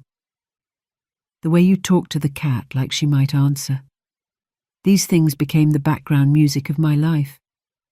We shared pots of tea on the patio in the sunshine, and hot chocolate in the evenings when the house felt cold. You made the place feel warm, even in winter. You listened to me when I was sharp. You made me tea when I was tired. You asked questions I hadn't thought about in years, and you answered loneliness with humour. More tea and conversation. You filled the space around me without taking anything away, Wren, and made the house feel like a home again. That kind of presence is rarer than most people realise. I wish I'd told you more often how proud I was of you, how gifted you were. You would never call yourself brave, but I saw what it cost you to stay kind in a world that hadn't always been kind to you. Yet still, you gave. You gave everything you had, just by being you. Thank you, Wren, for the quiet company, for the laughter over nothing, for sweeping the kitchen floor without being asked, for always noticing when I needed help, even when I didn't say a word, for staying kind on days when I wasn't, for just being there. Thank you for the ordinary days, which became the best ones. In the 5 years you lived at the house with me, I saw it clearly, every single day. The gentleness, the patience, the kindness that never asked to be noticed. You were the gentlest and bravest person I've ever known, and I count it among the greatest blessings of my life to have called you my friend. And that, Wren, is what I wanted you to know, while there's still a way to say it. Thank you for your care, your company, and for every quiet grace you brought into my life. If this is the last time you hear my voice, Wren, let it be with warmth. Know that I loved you deeply, and that having you in my life meant more than I ever said out loud. Ainsworth's voice fell quiet. The letter had no sign-off, no flourish. He folded the pages slowly and slipped them carefully back into the envelope. For a moment he stayed still, his jaw tightening just slightly. Then he blinked, adjusted his cuffs, and sat a little straighter, clearing his throat. "A copy of the letter will also be forwarded to Clara Hart in due course," he said, his tone measured once again. At the far end of the table, Wren was sobbing silently, his ears flattened. He made no sound, but his face was wet with tears. Sam held his hand gently. Jacob rested a firm hand on his shoulder, just there, solid and steady, a quiet anchor in the middle of something raw. Neither of them said a word. The rest of the room sat frozen. A few of the family members exchanged uncertain glances. Somewhere to the left, a male voice muttered under his breath, "Pathetic." Ainsworth looked up at the man. He didn't speak, but the silence sharpened. His gaze lingered a moment longer than necessary, steady, cool, silently asserting his authority until no one else dared say a word. Mr. Ainsworth gave the room a moment, then cleared his throat and turned to the will itself. "Now," he said, his voice once again level and professional, "to the matter of the estate." Mr. Ainsworth adjusted his glasses and began, his tone even and precise. "I, Edith Bennet, of 1 Willow Lane, being of sound mind and memory, do hereby revoke all prior wills and codicils made by me, and declare this to be my last will and testament. I make these provisions freely and without duress. First, I direct that all my just debts, funeral expenses, and the expenses of administering my estate be paid as soon as practicable after my passing from the fund in my estate already set aside for this purpose. Second, to Clara Hart.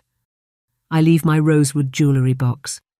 The contents include family heirloom wedding rings passed down to me by my mother and my grandmother, plus it contains a number of valuable jewellery pieces. This collection is Clara's to keep, use or sell as she sees fit. This is given in love and gratitude for the quiet kindness she showed me." There was a brief stir, a shift of weight, a tilt of the head, but no complaint. Clara wasn't present, and no one seemed inclined to speak her name aloud. Mr. Ainsworth continued. "Third, I give, devise and bequeath my entire portfolio of financial investments, the assets that provided my income in retirement, to Wren Elwood, absolutely and in full, for reasons I have already given in the covering letter." The silence changed. A quiet breath. The scrape of a heel on the polished floor. The rustling of clothes as people shifted uncomfortably in their seats. Across the room, Jacob flicked a glance at Sam. She met it without blinking. Then both looked at Wren, still seated quietly between them, and Jacob murmured under his breath, just loud enough for Wren to hear. "Here we go." "Fourth," Mr. Ainsworth said, steady as ever, "I give, devise and bequeath my primary residence at 1 Willow Lane, including all land, buildings, furniture, fixtures and personal possessions, to Wren Elwood, absolutely and in full, with the trust that he will do with it what feels right to him." A momentary silence, and then the room detonated. "What?" "She's left everything to him. She must have been manipulated." The woman with the gold bracelet was already on her feet, her voice rising. "He was living there. He influenced her, coerced her. This is fraud. She wasn't thinking straight." One of the older men, tall, red-faced, barely keeping control, shoved back his chair and stormed down the room towards Wren. "You manipulative little bastard!" he yelled. "You're not even family. You have no right to any of it." Another man followed, eyes locked on Ren, both of them spoiling for a physical confrontation. The fear in Ren's eyes was immediate, total, paralysing. But Jacob and Sam were already moving, both on their feet in a flash, stepping directly between Ren and the approaching men, hands raised, stances squared. The first man faltered at the sight of them. The second man didn't, not at first. Sam moved with precision, her hand raised, palm out. "No!" she barked. "You're not getting near him." Then the man caught the look in Jacob's eyes. Hard, fierce, dangerous. He hesitated, then stopped. The room, meanwhile, had tipped into chaos, shouting, anger, fingers pointing in every direction. Accusations flew. Everything from Edith losing her mind, to Ren, now demoted to rat boy, manipulating or threatening her to steal the estate. Ren flinched at the horror of it all. His whole body tensed, frozen in his seat, shoulders curled in tight, his hands clamped over his ears trying to block it out, his eyes wide, panic clawing its way to the surface. Still seated, Mr. Ainsworth didn't look up. He simply closed the folder in front of him, and then, "Silence!" The words snapped through the room like a gunshot. Mr. Ainsworth was on his feet, the calm professionalism gone, replaced by a forceful presence that hit the room like a wall. His voice carried power, not theatrical, not angry, just absolute. Everyone stopped. He took a slow breath, adjusting the cuffs of his shirt with care before speaking again. His voice crisp, deliberate, and razor-clear. "The will is valid. It is binding, and it is witnessed. Edith Bennet was of sound mind and body when she wrote it. I was there. I advised her personally. There is no ambiguity, no coercion, no error. None. Now, I am legally obliged to inform you that you have the right to contest this will should you choose to do so. That is your prerogative. However, as an experienced solicitor specialising in wills and probate, I would strongly advise against it. The case is airtight. The costs will be significant. The legal process could drag on for years, and by the time it concludes, any money you might have hoped to gain will likely have been swallowed by legal fees, possibly along with any personal assets you hold outside the estate." He let that sit for a moment, his eyes scanning the room. Then more softly, but with no less weight, he said, "This will reading is concluded." He gave the faintest of nods to Jacob and Sam. Neither said a word. Sam turned to Ren, placing a gentle hand on his arm. "Time to go, sweetheart," she said quietly. Jacob led the way, his stance still firm. Together they eased Ren to his feet and guided him out, quietly, steadily, away from the rising heat behind them. Everyone watched them go, but no one spoke. The room remained silent, in shock, as the door closed behind them. What she left behind. Chapter 15. The glass doors of the solicitor's office slid shut behind them with a soft hiss, cutting off the lingering noise of raised voices. Outside, the world felt jarringly normal. Cars passing, pigeons scattering across the pavement, the scent of fuel and faint fried food hanging in the air. Jacob glanced back at the building, then checked the street. "They'll be coming out any minute," he murmured. "We'd best stay out of sight." He nodded down the street in the opposite direction of the car park. "That way." They set off quickly, putting distance between themselves and the front entrance. Ren walked between them, shoulders hunched, eyes low. He hadn't said a word since the reading. His hands were clasped in front of his chest, knuckles tight and white. Sam looked at him for a moment, and something in her chest tightened. The way he moved, drawn in, small, his gaze fixed on the ground, it was clear the confrontation had rattled him. Without thinking, she reached up and gently stroked her hand on his head, just once, a quiet, instinctive gesture of reassurance. He didn't flinch, but he didn't lift his eyes either. Still, something in the moment felt protective, almost maternal.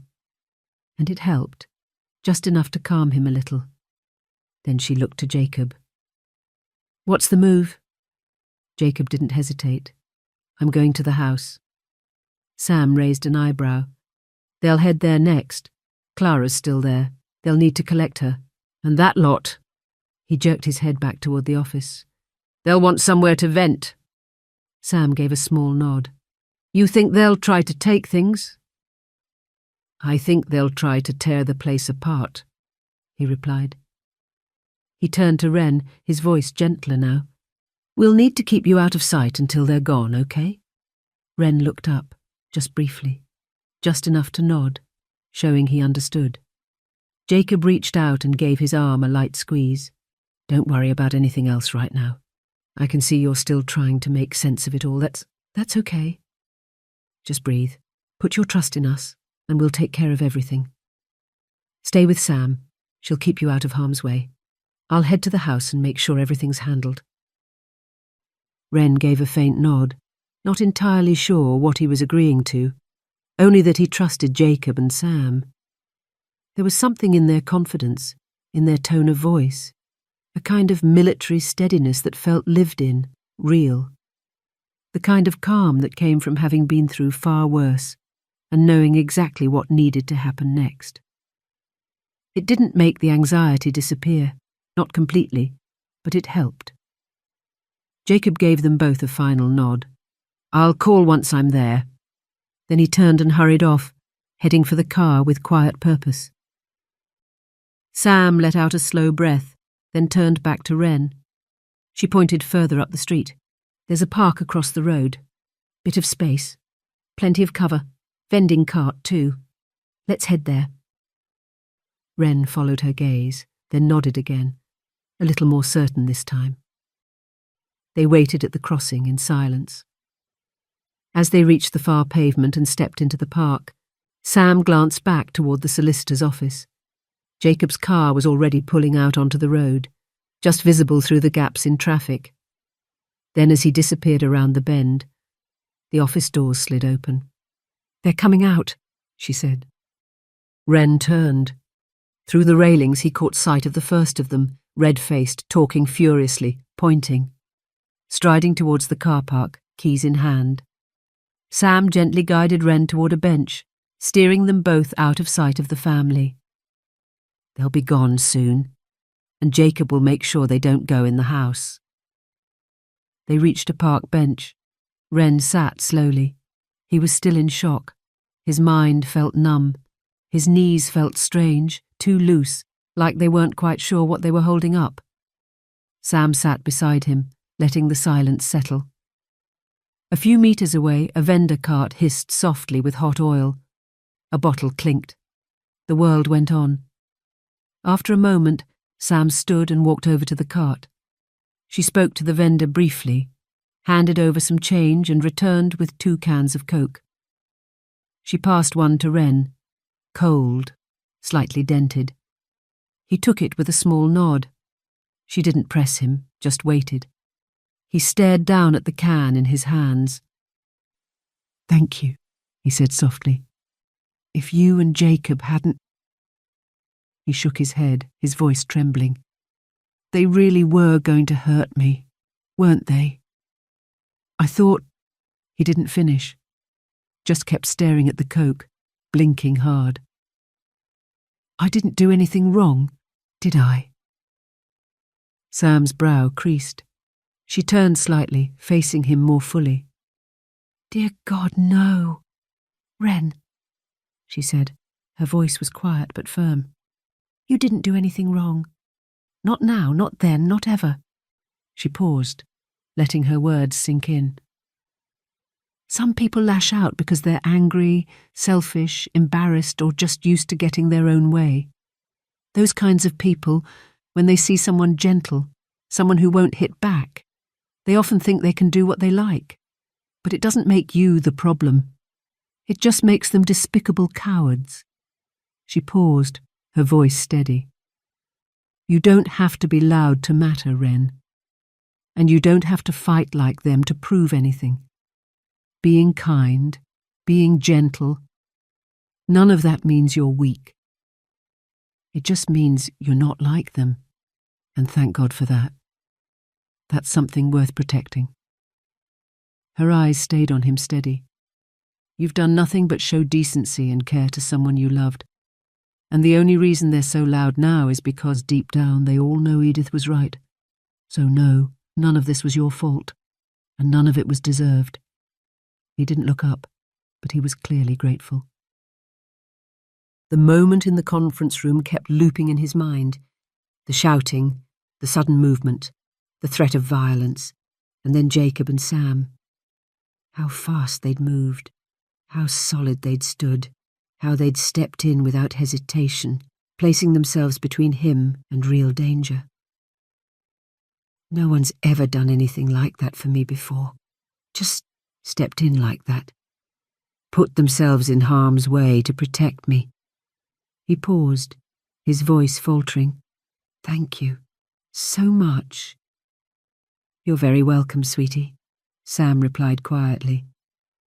She gave a small shrug, almost casual. Honestly, that kind of thing, it's why I took the job. Doesn't always feel this clear-cut, but today, she smiled faintly. No hesitation, you were worth stepping in for. Wren didn't answer right away. He stared down at the Coke in his hands, turning it slowly. Something about her words, the ease of them, the certainty, stirred something deeper. When I lived in the city, he said finally, his voice low, I was attacked, more than once. He swallowed. I remember looking around, hoping someone would, I don't know, just help me.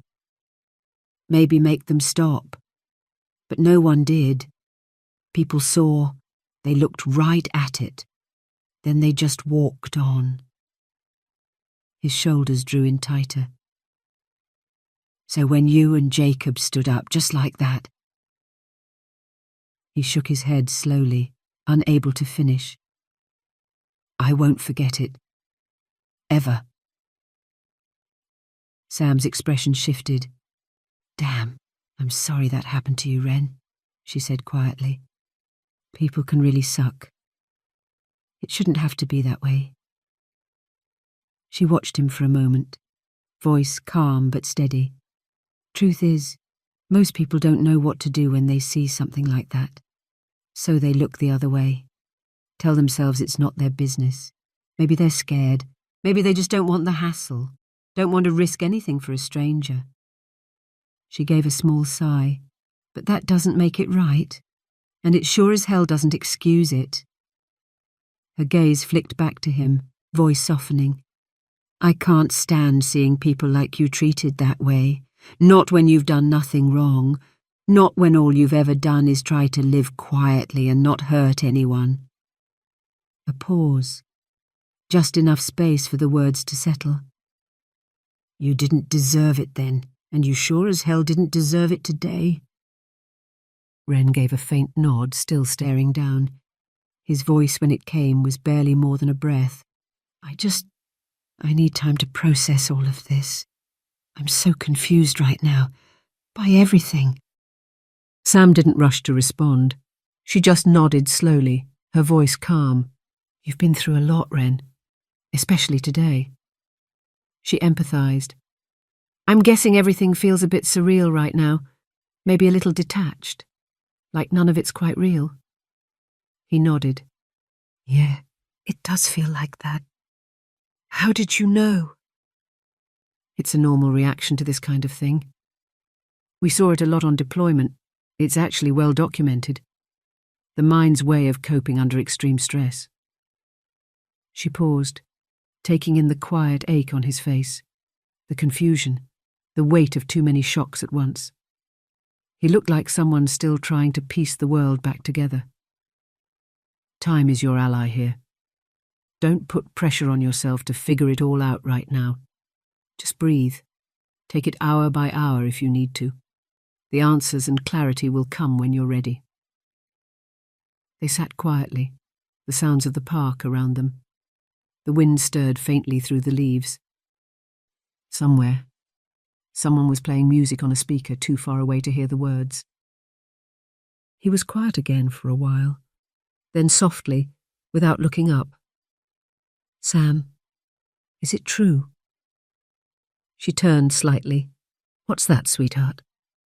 He looked at her finally, eyes wide and unsure, like those of a little child peering up from beneath layers of shock. "I'm not going to be kicked out of the house now." His voice cracked on the last word. Sam's face didn't change, but there was something in her eyes, a quiet steel beneath the softness. "No, sweetheart, you're not going anywhere," she said. "The house is yours now. It belongs to you, the land, the garden, everything in it. And the investments? Ainsworth says it's enough to live on. Modest but solid. You're safe, Wren. For good." He looked away, blinking fast. His lips trembled, but no words came. After a moment, he swallowed. "I don't know what to do with that," he said quietly. "I don't know how to process this." "You'll process it slowly over time," she said gently. "All you need to do right now is just get on and live your life. Do your sketches. Go to the farmer's market, tend the garden. Just do the things that define your version of normal life. Do the things that make you happy. You've got that choice now. The freedom, the space to build a life on your own terms. That was Edith's parting gift to you, Wren. And it was a pretty special one if you ask me." He nodded, staring out across the grass. Then, almost inaudibly, "I miss her so much, Sam." "I know you do, sweetheart. You loved her." A small silence passed before he spoke again, his voice thick. I really did. And she clearly loved you too," Sam said, her voice softening. "From what I heard in that room, you were her whole world." Wren nodded thoughtfully. "I've never told anyone this before, but she saved my life." Sam turned toward him, quietly attentive. "How so?" He hesitated. Then, in a voice barely above a whisper, "When I saw the sign on her gate, room for rent, I was in a bad place. I hadn't eaten in days. I was sleeping rough. I'd been turned away from every place I tried. Some didn't even let me finish my sentence. They'd take one look at me, at the ears, the tail. And that was it. Door shut." He paused again. His voice wavered. "I was ready to give up on everything. I just couldn't see a way forward, a way out. Well, apart from one. When I saw the sign, I figured this would be the last one. If she said no, then that would be it. Game over." Sam's expression didn't change, but her posture softened. She was listening intently, hooked by his story. And then Edith opened the door. She looked at me properly. Not past me, not through me, she just saw me, and she said, "Well, come in then," like it was nothing. He blinked, lips trembling. "But it wasn't nothing. It saved me." Sam didn't speak straight away. She just watched him for a few seconds, eyes soft, mouth set tight like she was holding something in. Then she blinked fast and gave a small, shaky laugh. Not from humour, but from the ache of something stirring too deep to ignore. "Bloody hell, Wren," she said gently, suddenly sniffing and clearing her throat. "You don't mess about, do you?" She rubbed her thumb across the corner of her eye, collecting a single tear, discreet, but not ashamed. "You know," she added after a pause, "I reckon maybe you saved her too. Not in the same way, but giving her company, purpose, something to wake up for. That matters more than you can imagine, especially at her age. Wren didn't answer. He just looked down again, tears now starting to well in his eyes again. Sam squeezed her arm around his shoulder, not hard, just enough to ground him. She didn't just leave you a house, love. She left you a thank you, in bricks and mortar, in security for life. That's what all this is. One big thank you. He gave a quiet, unsteady breath. I knew she cared. I just never imagined she'd do all this. She gave a small nod, voice soft. That's what love looks like, Wren. Quiet, constant. The kind that doesn't ask for anything back, just makes sure you're okay. What She Left Behind. Chapter 16. Jacob pulled up just beyond the gate, killed the engine, and stepped out. The breeze stirred the hedgerow, carrying the faint rustle of leaves and distant birdsong. From the front window, a curtain shifted. Someone had seen him. He approached the front door, boots crunching on gravel, and knocked once. It opened a few seconds later.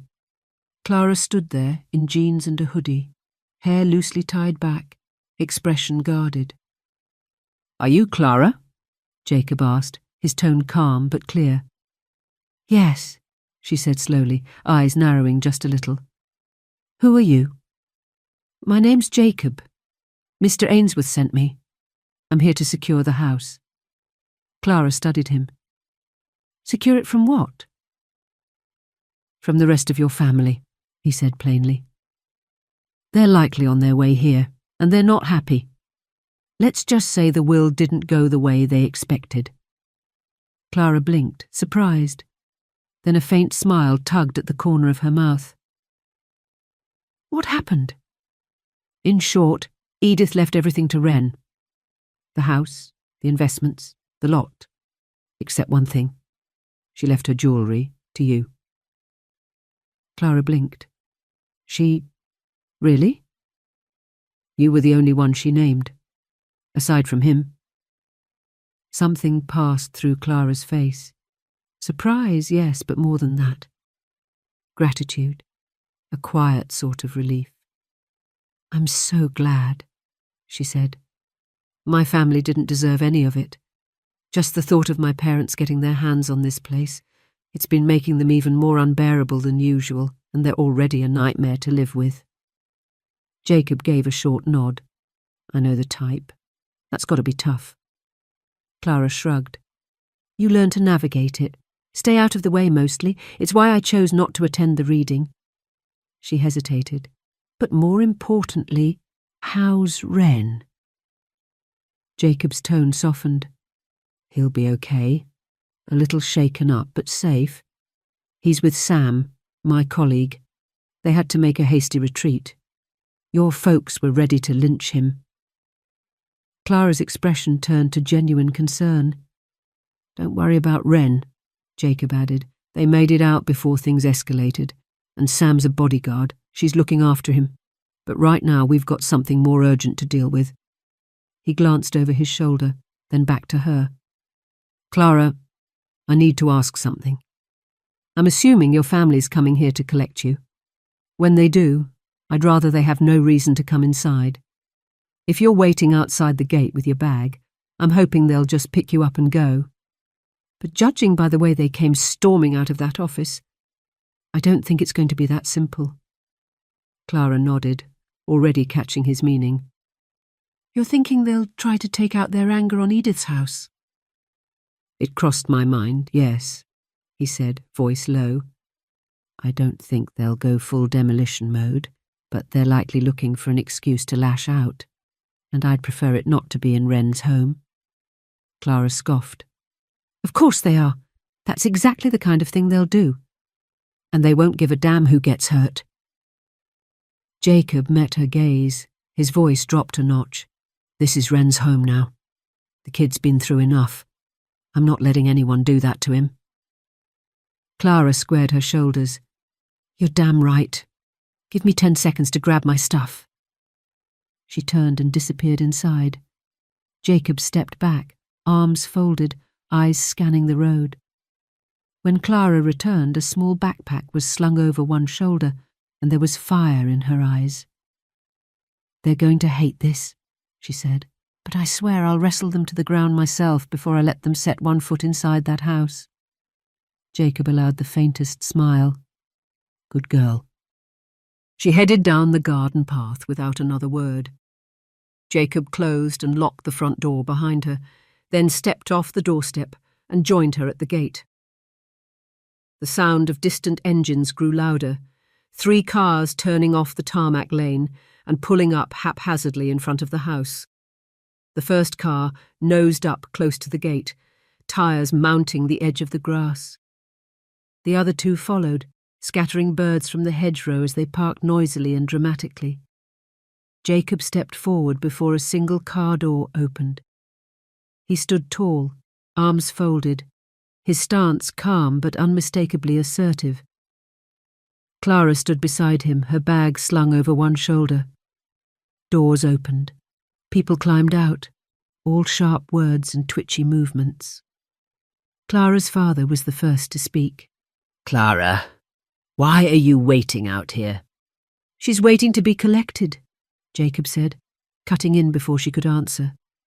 "So you can be on your way." Clara's mother narrowed her eyes. "Excuse me?" "You've no reason to be here," Jacob replied evenly. "So I suggest you take Clara and go." One of the uncles stepped forward, brows drawn. "We left our stuff inside. Just need to grab them. The house is now locked up. If you've left belongings, you'll have to arrange their retrieval with Mr. Ainsworth," Jacob said. "No one's going back in." A pause followed, heavy, simmering. Jacob didn't move. His eyes scanned the group, calm but alert, tracking each face, each twitch. Then one of the cousins muttered, "He's bluffing." Jacob's voice didn't rise. "Try me." Clara stood firm by the gate, eyes fixed on the group, her jaw tight.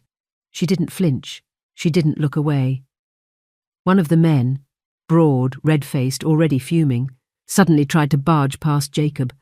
"Don't you dare tell me where I can and can't go," he barked, striding toward the garden path. Jacob moved before anyone else could react. A hard hand to the chest, flat and fast, stopped the man cold. The momentum knocked him slightly off balance, forcing a half-step back. "You really want to go there?" Jacob said, voice low. For a second it looked like the man might push back. But then he saw Jacob's eyes. Not angry, just utterly prepared, and supremely confident in a way that didn't feel normal.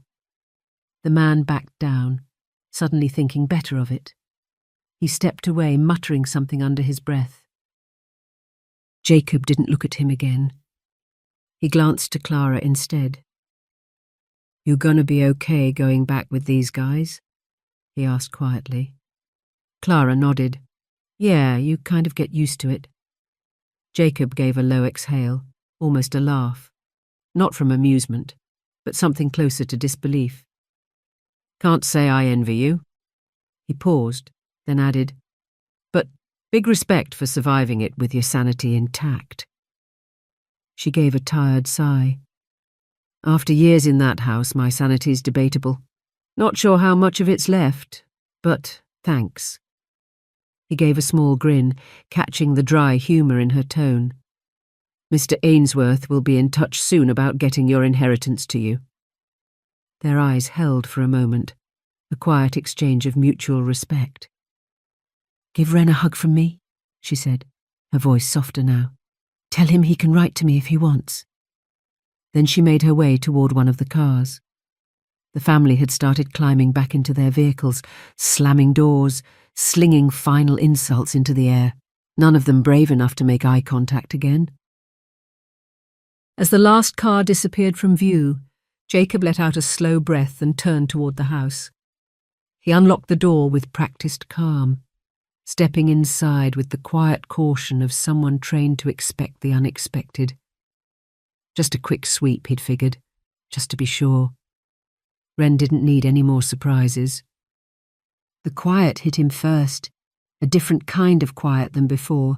This one felt hollow, like a space that had braced itself and survived. The hallway still had the faint scent of cheap perfume and cigarette smoke, but there was something older underneath. Lavender polish and old books. The kind of lived-in smell that spoke of routines and long, peaceful afternoons. Jacob's eyes swept the space like a soldier entering an unsecured room. Not out of habit, but out of respect. The lounge looked like the day after a party where no one had bothered to clean up. Cushions had been thrown aside or sat half-crushed beneath careless weight. Biscuits had been ground into the rug, its crumbs scattered like sawdust. An empty wineglass teetered on the arm of the sofa, ringed with greasy fingerprints. The windowsill held empty and half-drunk cans of lager. One of the lampshades had been knocked askew. Someone had used a tea towel as a napkin and left it balled up on the floor. Muddy footprints trailed in from the hallway and were concentrated near the hearth. It wasn't wreckage, not much broken, nothing stolen, but it was the ugliest kind of disrespect, the kind that made a home feel smaller, dirtier, less safe. Jacob felt a slow, tight ache rise in his chest. Wren would have to come home to this. Not damage, not destruction, just careless mess. A final, toxic insult tossed over the shoulder by people who thought they'd won. In the dining room, one of the chairs had a fresh scrape along its leg, and a coaster lay cracked in two beneath the table. He crouched and picked it up. Slate, cheap, easily replaced, but it still annoyed him. Upstairs he checked the rooms, including Wren's room. The door was ajar. It was obvious Wren kept things tidy. Books were neatly stacked on the shelves, clothes folded with care. Everything had its place. Or had, until last night. 2 wineglasses lay on their sides on the floor. The mirror bore a pair of lipstick prints, and something crude had been scrawled above them with a lipstick used as a pen. Half faded now, but still legible.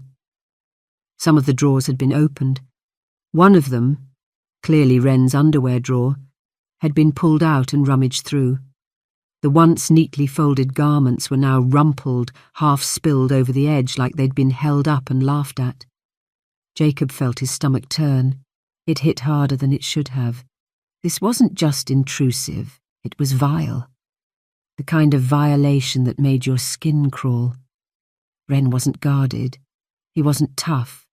He was gentle, trusting, innocent in ways most people weren't. And this had crossed a line. They'd taken something pure and rare and tried to twist it into something dirty and vulgar. It was repugnant. Jacob stood there a moment longer, jaw tight, hands flexing at his sides. He couldn't let Wren see this, couldn't let him walk back into his own room and be met with this kind of violation.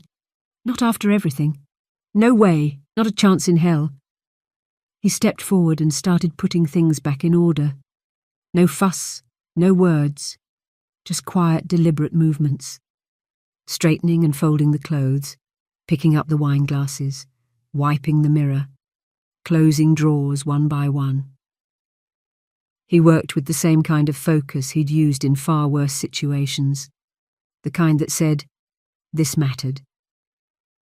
Not because of the mess itself, but because of what it would mean to someone like Wren, someone who'd already had too much taken from him. When the last drawer was shut, and the room looked something close to how Wren might remember it, Jacob stood back, gave one last glance around, and nodded to himself. It wasn't perfect, but it was safe again. Then he turned toward the landing. Only one door upstairs was closed. A neat brass plaque read Edith, the name engraved in soft, looping script. Jacob hesitated. Then, quietly, He turned the handle and pushed the door open just enough to see inside. The room was still, a little dusty at the edges, the air faintly floral. The bed was made. A dressing gown hung from the back of the door. Nothing looked touched. He exhaled softly. This one mattered even more. If her room had been disturbed, he knew it would have crushed Wren. But thankfully the vultures had spared it. He closed the door again gently. Back downstairs he found the kitchen door slightly ajar. He pushed it open and paused. There was a mess, but again not a catastrophe. A spilled bag of sugar across the counter. A shoe mark pressed into it. A few cupboard doors left open like someone had been looking for something in a temper. The back door was still locked. But then, what got him, what really stuck, was what had been left untouched. On the windowsill, Wren's sketchbook still open, pencil resting across the spine, one of those delicate drawings of Edith's garden, a tangle of ivy around the gate, soft pencil-shaded foxgloves in bloom, not signed, not precious, just placed there like someone had been interrupted halfway through their day and had meant to come back to it.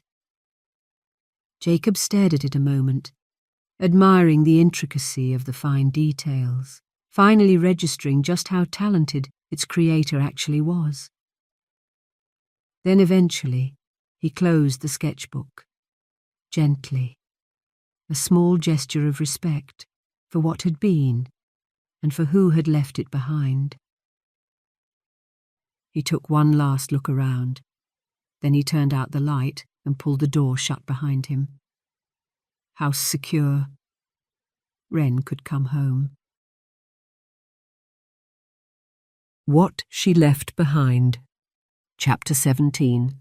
Final chapter. Wren stood in the kitchen, bare feet on the cool stone floor, waiting for the kettle to boil. Morning sun stretched across the counter, glinting off a clean mug and catching the edge of a sketchbook left open beside the fruit bowl. A pencil rested across the page, where a few light outlines of a garden scene had been started. Outside, a blackbird hopped along the garden path. A small car passed slowly on the lane beyond the front hedge, its tyres crunching against the roadside gravel before fading into the distance. He didn't move right away, just reached for the old teapot, the one they'd always used, and dropped in 2 teaspoons of loose leaf, the way Edith had taught him. He set it gently on the counter and poured in the hot water, steam rising. Beside it, he placed his favourite mug, the one with the faded ivy pattern Edith used to call the good one, and waited, quietly, for it to brew. It had been 2 weeks since the reading of the will. In some ways, everything had changed. In others, barely anything had. The quiet mornings were still quiet. The garden still needed weeding, but something about it all felt different now, lighter and heavier at the same time. Wren finally padded into the hallway to collect the post. A few leaflets, 1 brown envelope, and nestled between them, a white one, stamped, with his name written in unfamiliar handwriting. He turned it over, thumb brushing the edge. Posted 2 days ago. No return address. Just his own name and address, written carefully in pen. He didn't recognize the handwriting, not immediately. He carried the envelope back into the kitchen and sat at the table, placed it down in front of him, and rested his fingertips lightly against it, but didn't open it. Not yet. The house was quiet. No radio. Just birdsong drifting through the open window, and the steady tick of the wall clock above the stove. He stared at the envelope. It was a mystery to him, one that no doubt would be solved momentarily, but he found himself pausing before he opened it. It wasn't fear exactly, just caution. He'd had enough surprises for one lifetime, enough messages that didn't bring comfort. The name on the front was his, whatever they were, belonged to someone else's thoughts, and thoughts, he'd learned, could be sharp. He set it gently beside his tea and stayed there a little longer, letting its weight settle into the quiet. His eyes drifted toward the window.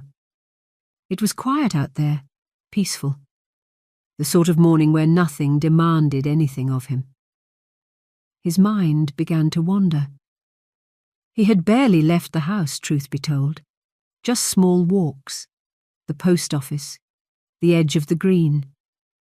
He'd made it once to the farmer's market, early, when it was quiet, and picked up a jar of honey and a punnet of strawberries, the same things he and Edith used to bring back when they went together. It felt familiar, like continuing a quiet habit they'd once shared. Mostly, though, he'd stayed close, safe. There was still a large box in one of the spare rooms, not his. It belonged to the family, their belongings left behind after Jacob had sent them packing with a face like thunder. Mr. Ainsworth had written to them more than once, offering to have them returned by courier, but they hadn't replied. Whether out of embarrassment or sheer stubbornness, no one knew. Either way, they weren't coming back to the house. They weren't allowed to. The garden had kept Wren going. It helped, pulling weeds, tying back the clematis, refilling the bird feeder. Those things made sense. He could do them with his hands, no overthinking required. Sometimes he'd talk as he worked, softly, more to the breeze than anything else, as if Edith were still near, still listening. And maybe in some strange way, she was. There were good days and not so good ones. Sometimes he'd go an hour or two without feeling the hollow space where her presence used to be. Other times, it hit him like a cold draught through an open door, sudden, unwelcome, impossible to ignore. He wasn't used to the quiet yet, not fully. The house felt bigger now, emptier. He still half expected to hear her putting the kettle on in the kitchen, or her footsteps creaking down the hallway in those worn slippers she refused to replace. But instead, there was only the tick of the clock, the occasional hum of the fridge, and birdsong through the open window. It wasn't unbearable, just different. And slowly, quietly, he was trying to adjust. He still didn't quite know what to make of the will. Sometimes he'd sit in the armchair by the window, cup of tea growing cold in his hands, trying to piece it together, trying to understand why she'd done it the way she had. He didn't question her reasons. He still didn't quite know what to make of the will. Sometimes he'd sit in the armchair by the window, cup of tea growing cold in his hands, trying to piece it together, trying to understand why she'd done it the way she had. He didn't question her reasons, but it was hard to accept. Hard to believe that someone could care that deeply, that someone had looked at him, really looked, and thought, yes, he matters. He's worth protecting. She hadn't just left him the house. She'd left him an income, stability, safety, a chance to exhale, to stop living with that constant drain of uncertainty hanging over him. For the first time in years, he didn't have to worry whether this month's sketches would sell, or if he'd need to skip meals to make rent. Not that Edith would have ever let it come to that, but it was the principle. He wasn't a charity case. He'd always wanted to pay his way. He could still draw, still wander down to the shop outlets with his folder of sketches. But now he didn't have to. Not to survive. Only if he wanted to. Only if it brought him peace. And somehow that sense of freedom made him want to draw even more. But even with the slow return of rhythm, the house didn't feel quite like home again. Not yet. Some mornings still felt hollow. Most evenings too quiet. There were moments when the silence didn't soothe. It pressed. The stillness wasn't always peaceful. Sometimes it just reminded him of what was gone. His eyes drifted down to the envelope again, still unopened. still waiting. A quiet pull brought him back to it. The small weight of the unknown, sitting right there on the table, patient and unassuming. He picked it up, slid a thumb beneath the seal and opened it carefully, as though it might contain something fragile. Inside was a single sheet of writing paper, folded once. He unfolded it slowly. The handwriting was neat, not formal, just tidy, with small curls at the edges. He read the first line. "Hi, Wren. It's Clara." A slow breath slipped out of him. He hadn't realised he'd been bracing for something worse. Another twist, another blow. But it wasn't that. It was Clara, safe, familiar, someone on his side. "I've been meaning to write ever since everything happened. But honestly, I didn't know how to start. This is the 4th version, I think. The first 3 went in the bin. But then I remembered something Edith once said, that the best letters aren't the polished ones. They're the ones that just say what needs saying. You know, the ones that come from the heart, not the dictionary. So here goes attempt number 4. First, I hope you're okay. Really okay. I've been thinking about you a lot. I hope the house is starting to feel like yours now, even if that takes time. I like to picture you in the garden, tying back those wandering plants of hers, or sketching something small and lovely, the way you used to. Somehow it feels right, you being there. And second, I wanted to say thank you for everything you did for Edith, for being there when nobody else was. You probably don't know this, but she used to write to me every month, and every single time she'd mention you. She talked about how thoughtful you were, how creative and talented, how you made her laugh. She sounded proud, giddy sometimes. She sounded like a grandmother whenever she talked about you, full of pride, full of warmth, like it mattered more than anything. She really did think of you that way, Wren, you know, like a grandson. I don't think she ever said it out loud. Maybe she didn't want to make things awkward, but it was there in everything she wrote. You were her family. That was always clear to me. My mum's still furious about the will, by the way. Says it was a massive slap in the face. But we both know it was never about money. Not for Edith. It was about love and care and being there. You were there for her in ways the rest of my family wouldn't have comprehended. I'm just sorry it took her passing for everyone else to finally see that. I miss her too. I miss those letters. Sometimes she'd include a dried flower from the garden, or just a short note about something she'd noticed that day. Small things, but they always meant something. I think that's why I'm writing this. It felt like something she would have done, reaching out, just to say, I'm still here. I remember you. If you ever feel like writing back, Wren, I'd really like that. No pressure. Only if it feels right. I just don't have many people I can be real with. And you struck me as someone who sees the things most people miss. It would mean a lot. Take care of the house, and please do take good care of yourself. Love, Clara.